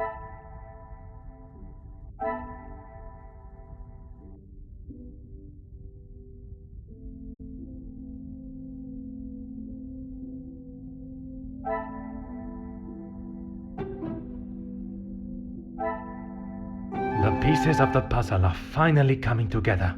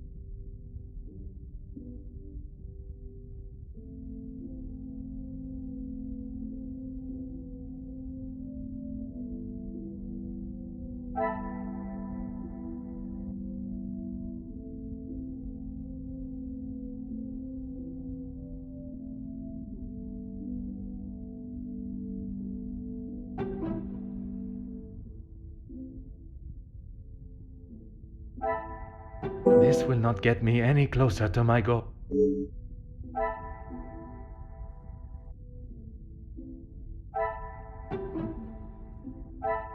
Another success. I never doubted myself.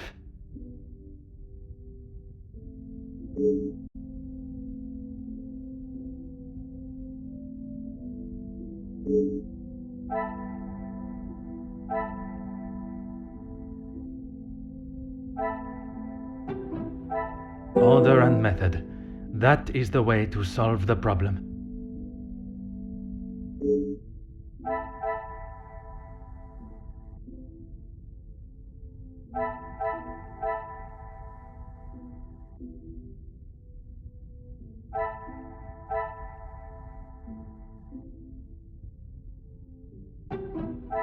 I must take a different approach if I am to uncover the...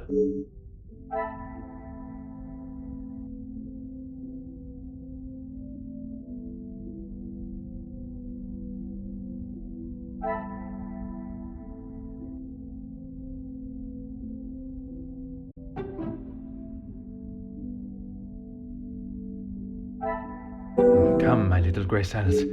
We must...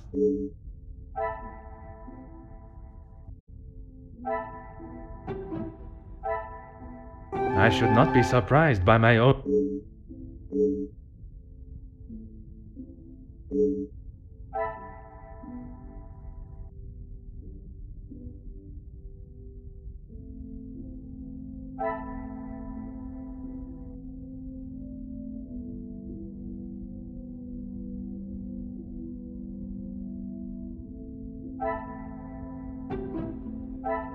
I must act on thought and fact.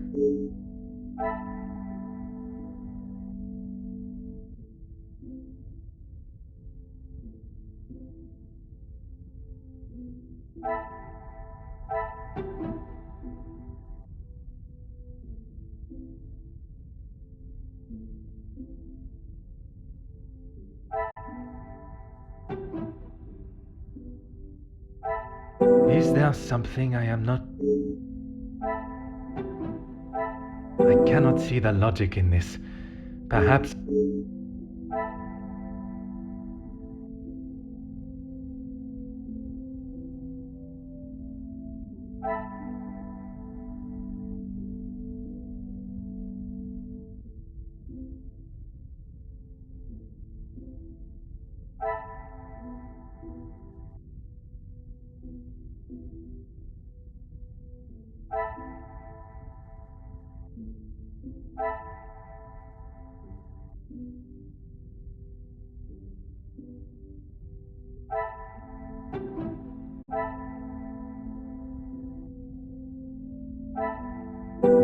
not get me any closer to my goal.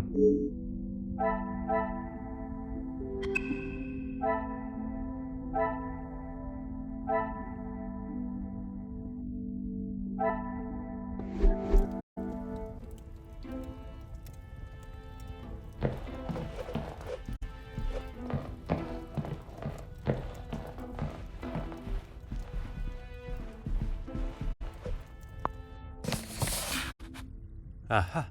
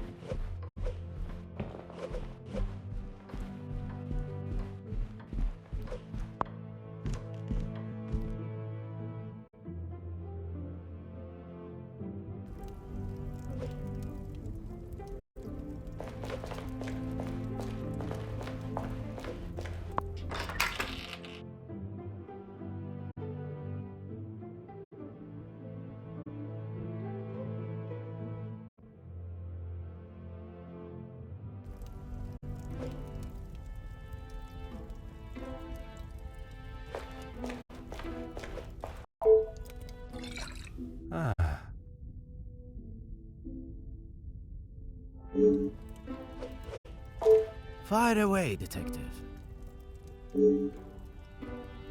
Gideon said they were the majors, but I didn't think he would miss just one.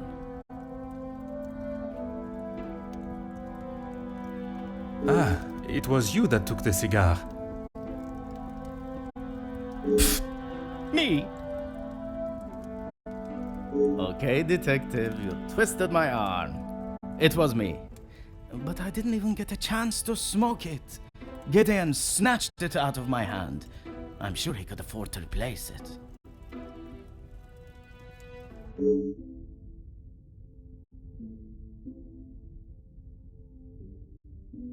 Perhaps it is best I take my leave.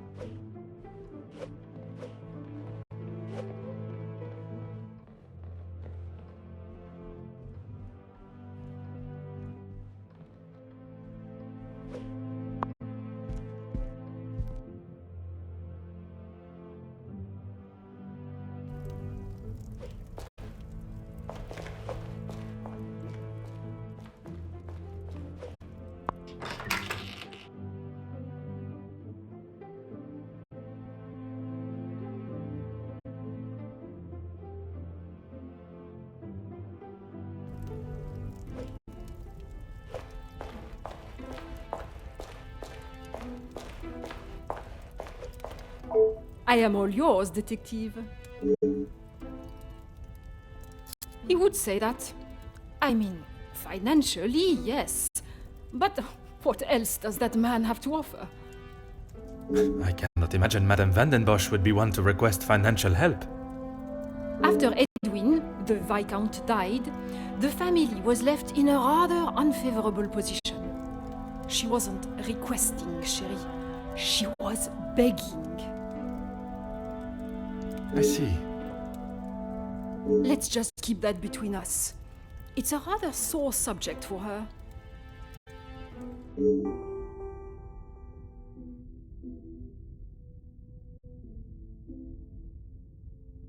You are quite inquisitive, aren't you? I believe it is called small talk, no? There is small talk, and there is prying. I assure you that is not my intention. Monsieur, please. I know a nosy gossip hound when I see one. We can smell our own. You are not a fan of his. I'd hit him with my fan, monsieur. Any man that can treat a lady the way he does doesn't deserve to be in his position. And what position is that, may I ask? Lording over Cassandra like she's the help. He shouts at her like she's a stray cat that's wandered into the house. Madness.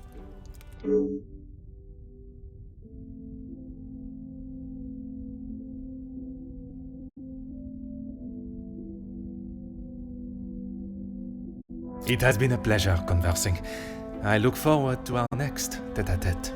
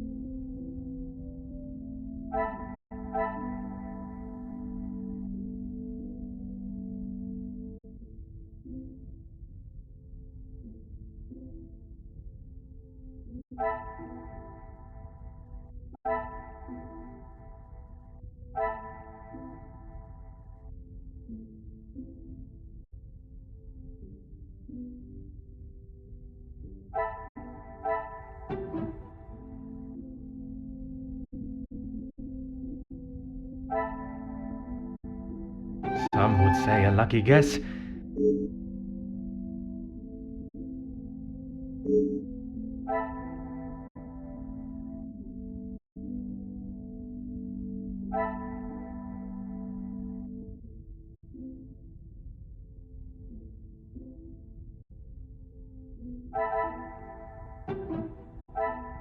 I must take a different approach if I am to uncover the truth. I cannot see the logic in this.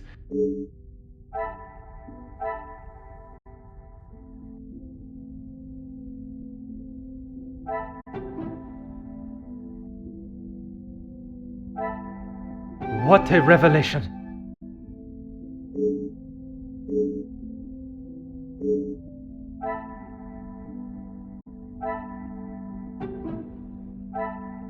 This will not get me any closer to my...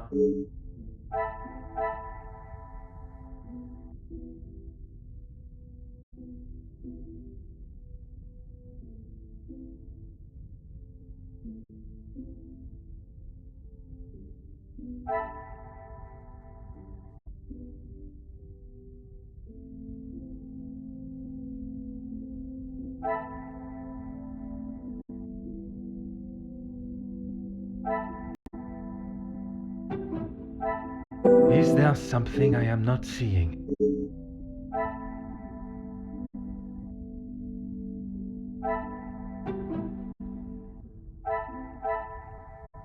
I must act on thought.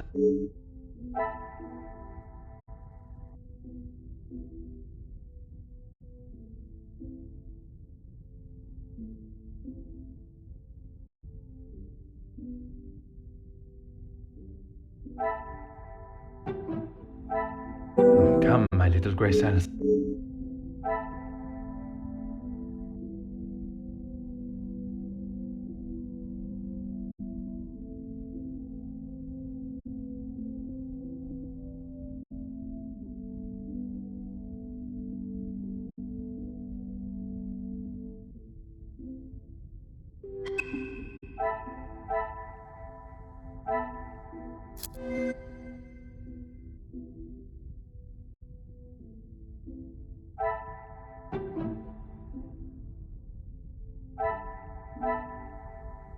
Things are beginning to become clearer.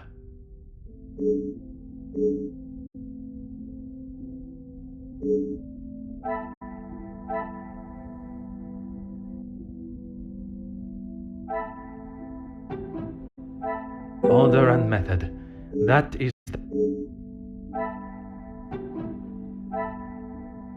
magnifique.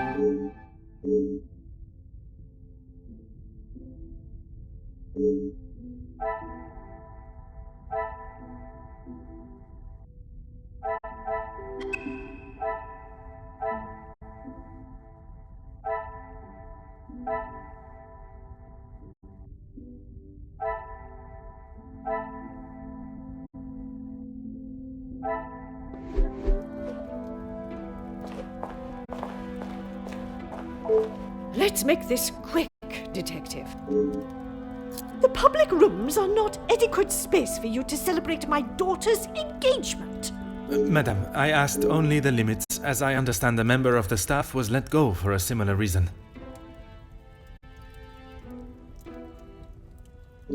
It would benefit you not to listen to whispers and rumors, officer. They did not produce a satisfactory standard of work. There is nothing more to say. It is detective, madam. And it is just that the termination papers detail the matter and proceed to... Need I remind you again whose house you reside in? Merci. An enchanting conversation, as always.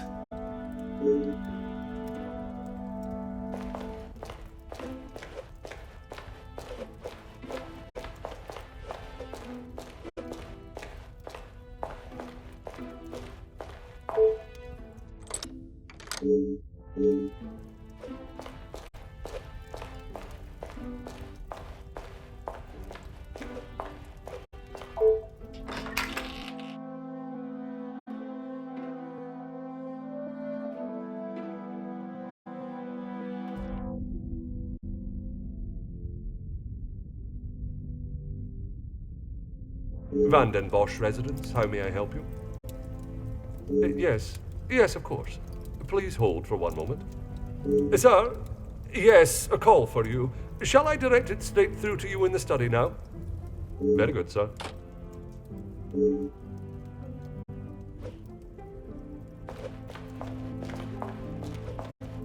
What can I do for you?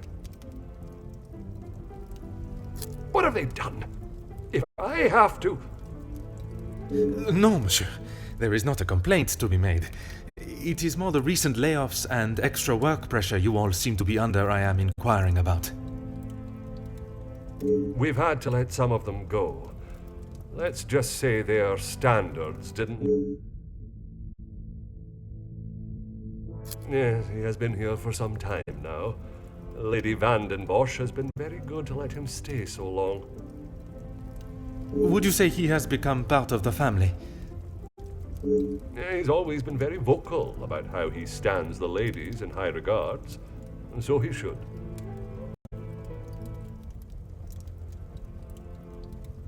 Merci. You have been most helpful.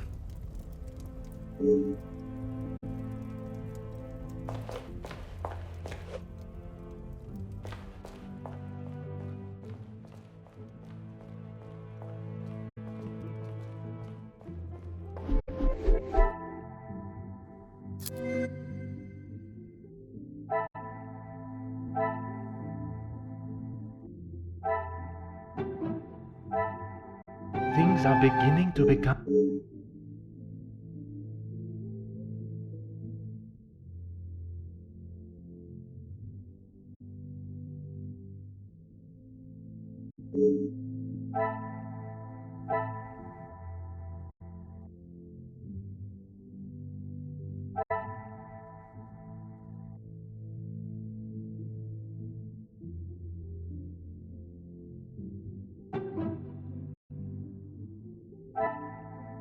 magnifique.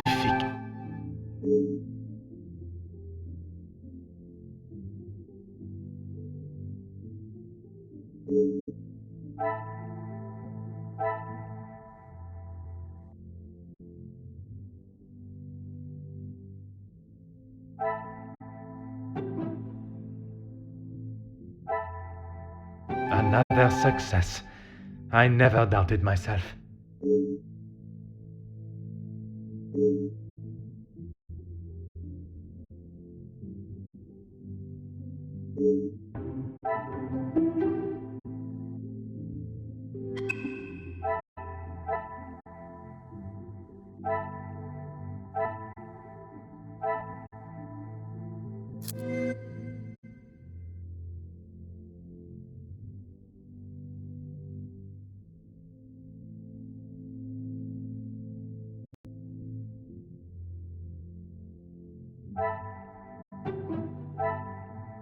Some would say a lucky guess.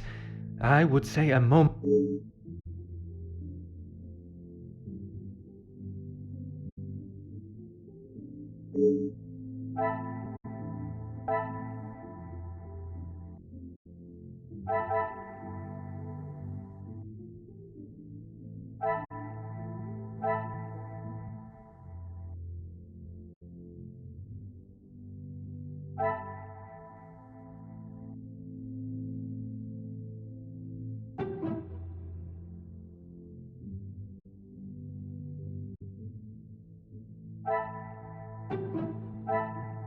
Come, my little grey cells. Order and method. That is the...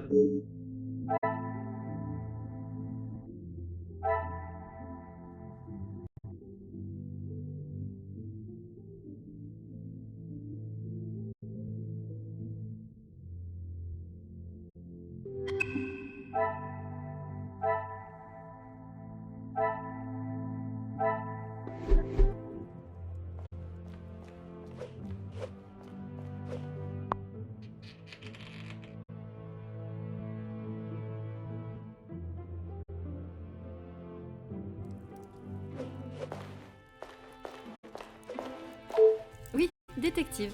I am at your service. That is not for me to talk about, detective. If Monsieur Archie found out I had said anything out of turn...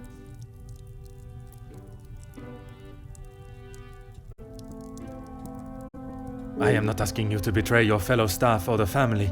What is said between us remains that way, mademoiselle. It's only whispers, but the last servant was caught in areas of the house they shouldn't be.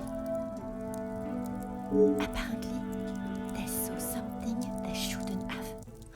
Please, detective, if Monsieur Archibald found out I was talking like this with a guest... My lips are sealed, mademoiselle. Merci, mademoiselle.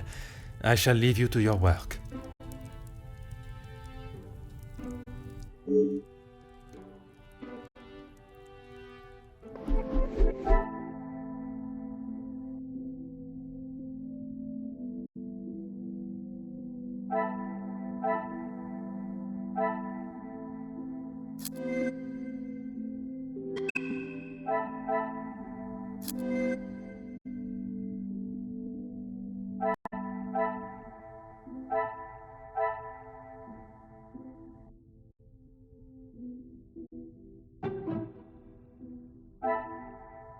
What a revelation!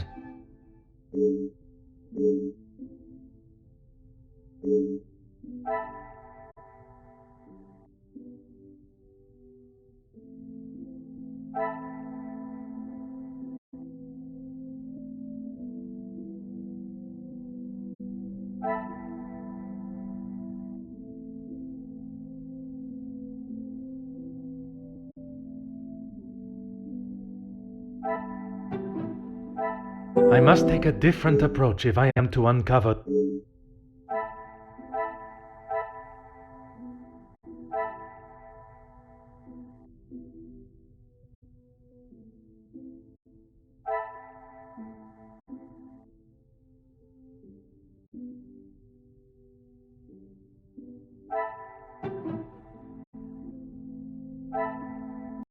Is there something?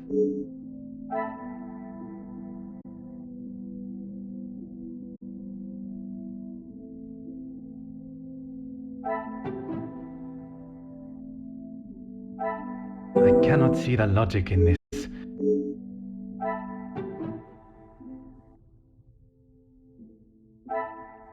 The pieces of the puzzle are finally coming together.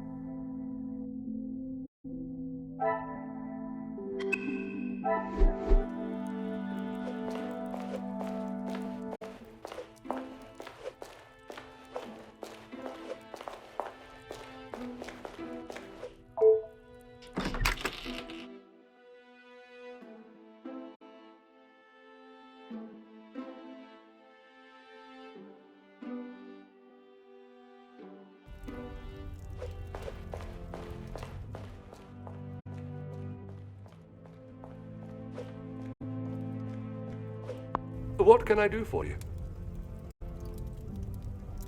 Merci. You have been...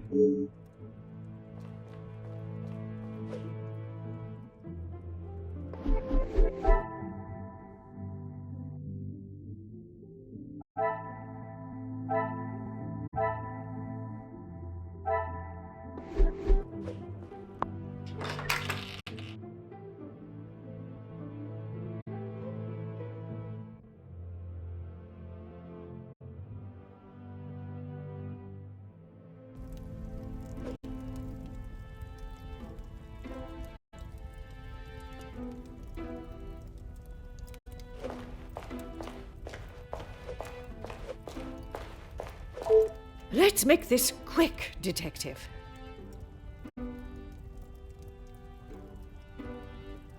Why would I? He is to be Angeline's new husband and my new son-in-law, if he is taking that position. And to you that means paying ransom money? It means doing what he must to protect his wife and his family name. I see you have still not learned any sense of tact or subtlety. I see no reason to beat around the bush, madame. Until you are pricked by a thorn. And until that day, I shall continue with the method that best serves me. Now, Monsieur de Silva. Yes, he has provided some financial support when it has been required. I assume that was the answer you were looking for. Merci. An enchanting...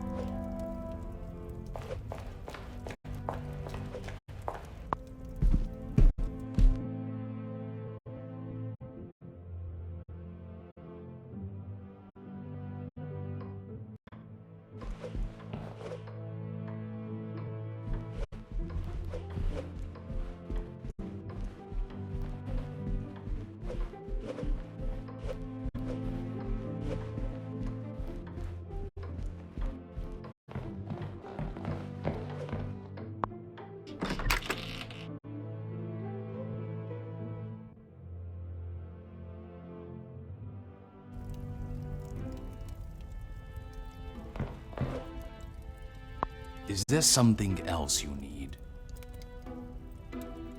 It seems someone has been asking around about me. Only polite curiosity, I can assure you. Well, you would be right. Although working with the Viscount caused me much less grief. Grief, monsieur. Let's just say we didn't always see eye to eye. And if neither side is prepared to back down, there is a problem.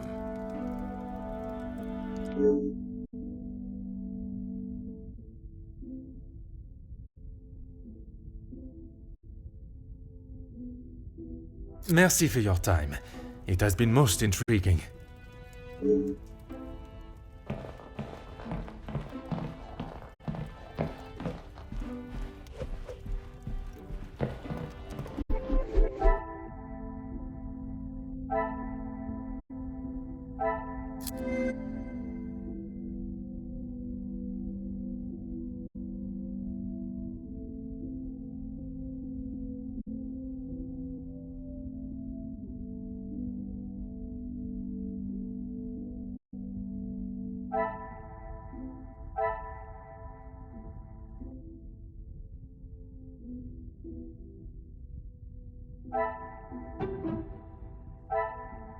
This will not get me any closer to my goal.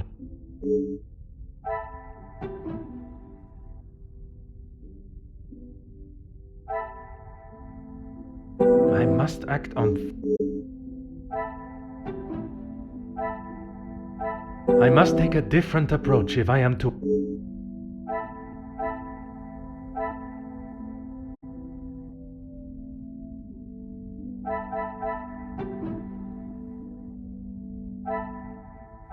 I must act on thought and...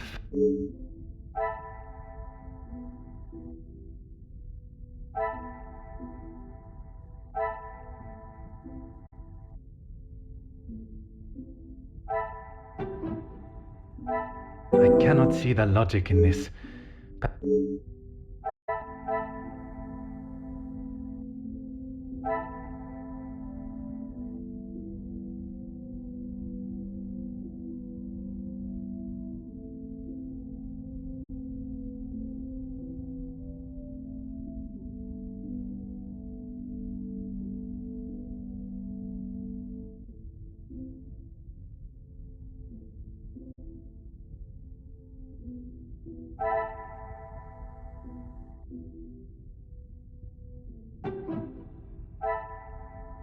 Come, my little grey cells. We...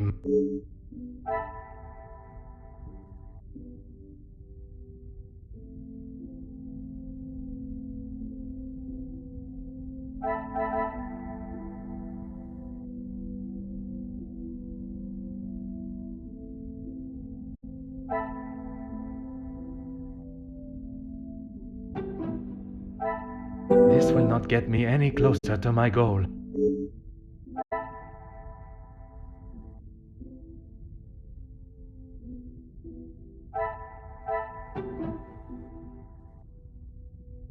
Order and method. That...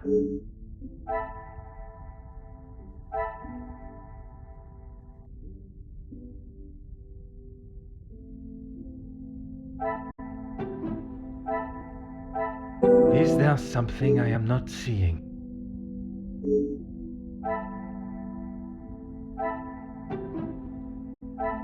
I cannot see the logic in this.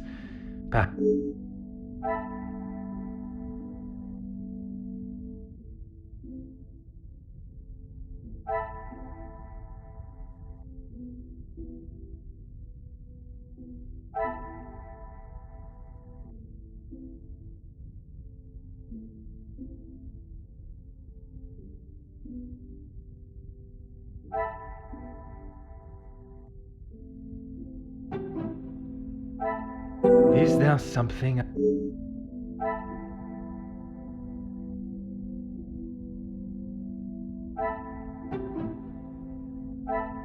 This will not get me any closer to my goal.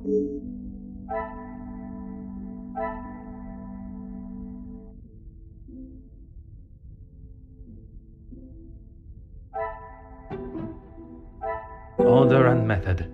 That is...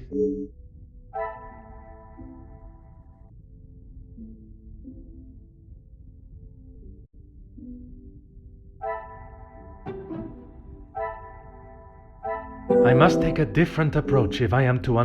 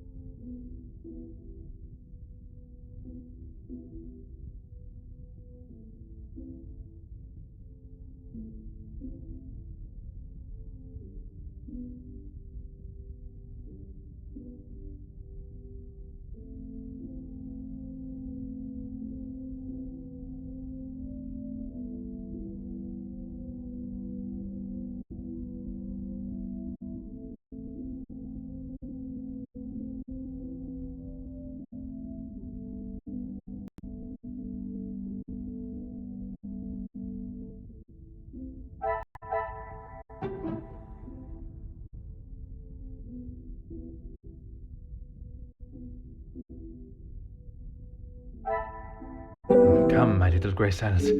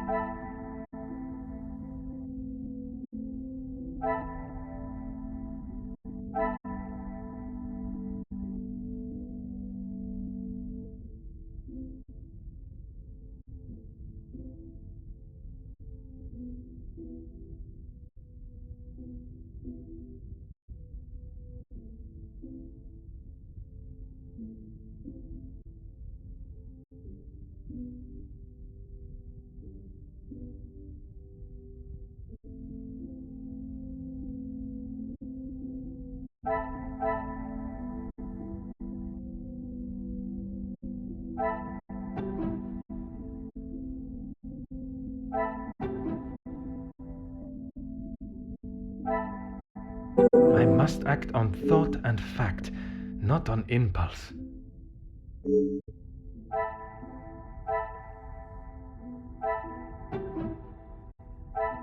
I must take a different approach if This will not get me any closer to my...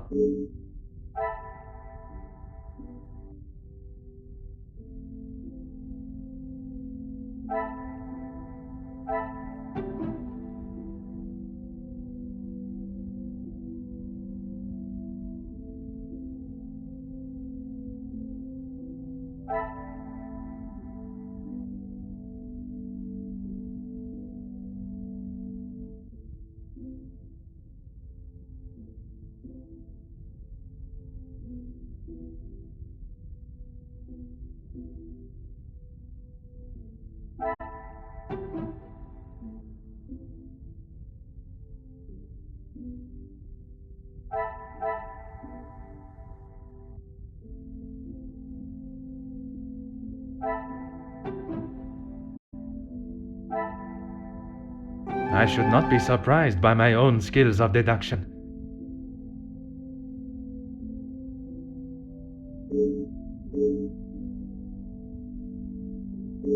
Things are beginning to become clearer.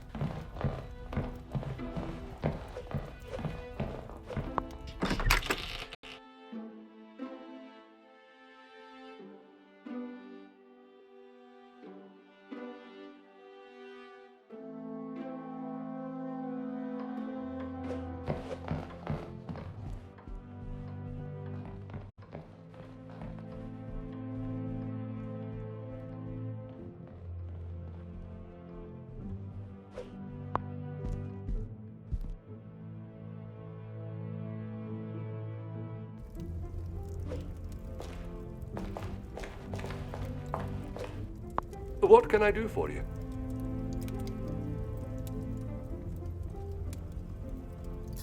Ah, perfect timing. I was about to ask that everyone move through to the dining room.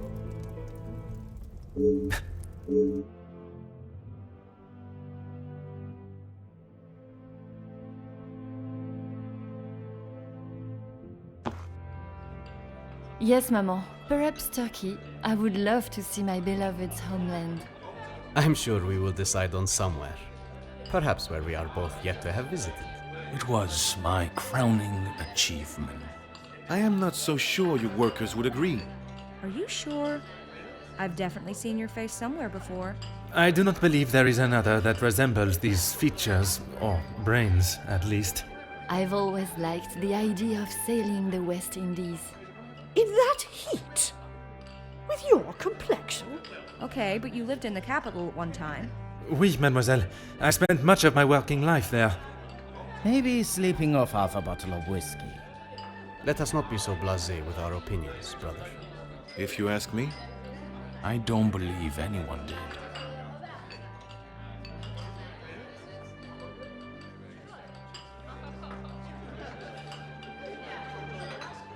You're that officer! The shootout on the rooftop! Your face was all over our front page! It seems it is not only I that possesses great skills of deduction. You... Please, come quick! The Major has been murdered in his study! Monsieur et Madame, I am Detective Hercule Poirot of the Belgian Police Force. I ask that you all remain calm and in your seats. I shall begin my investigation immediately. Monsieur Sterling, please, lead the way.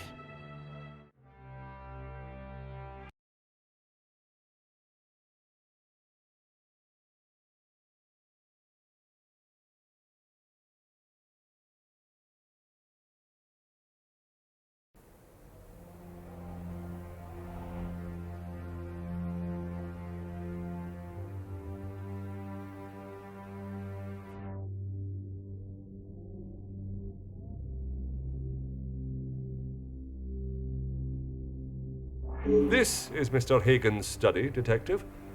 Would you like me to stay? I understand if you are not comfortable with such a scene. Don't you worry, Detective. I've seen much worse in my years. I am thankful to have someone of your resilience by my side. I just can't believe someone could have killed him in cold blood. Is that what you think happened? I admire your faith in your fellow man, but you will be surprised what someone will do when they feel there is no other option. Mr. Hagen does not allow any staff into the study, and they were all present in the staff quarters, or part of the dinner service.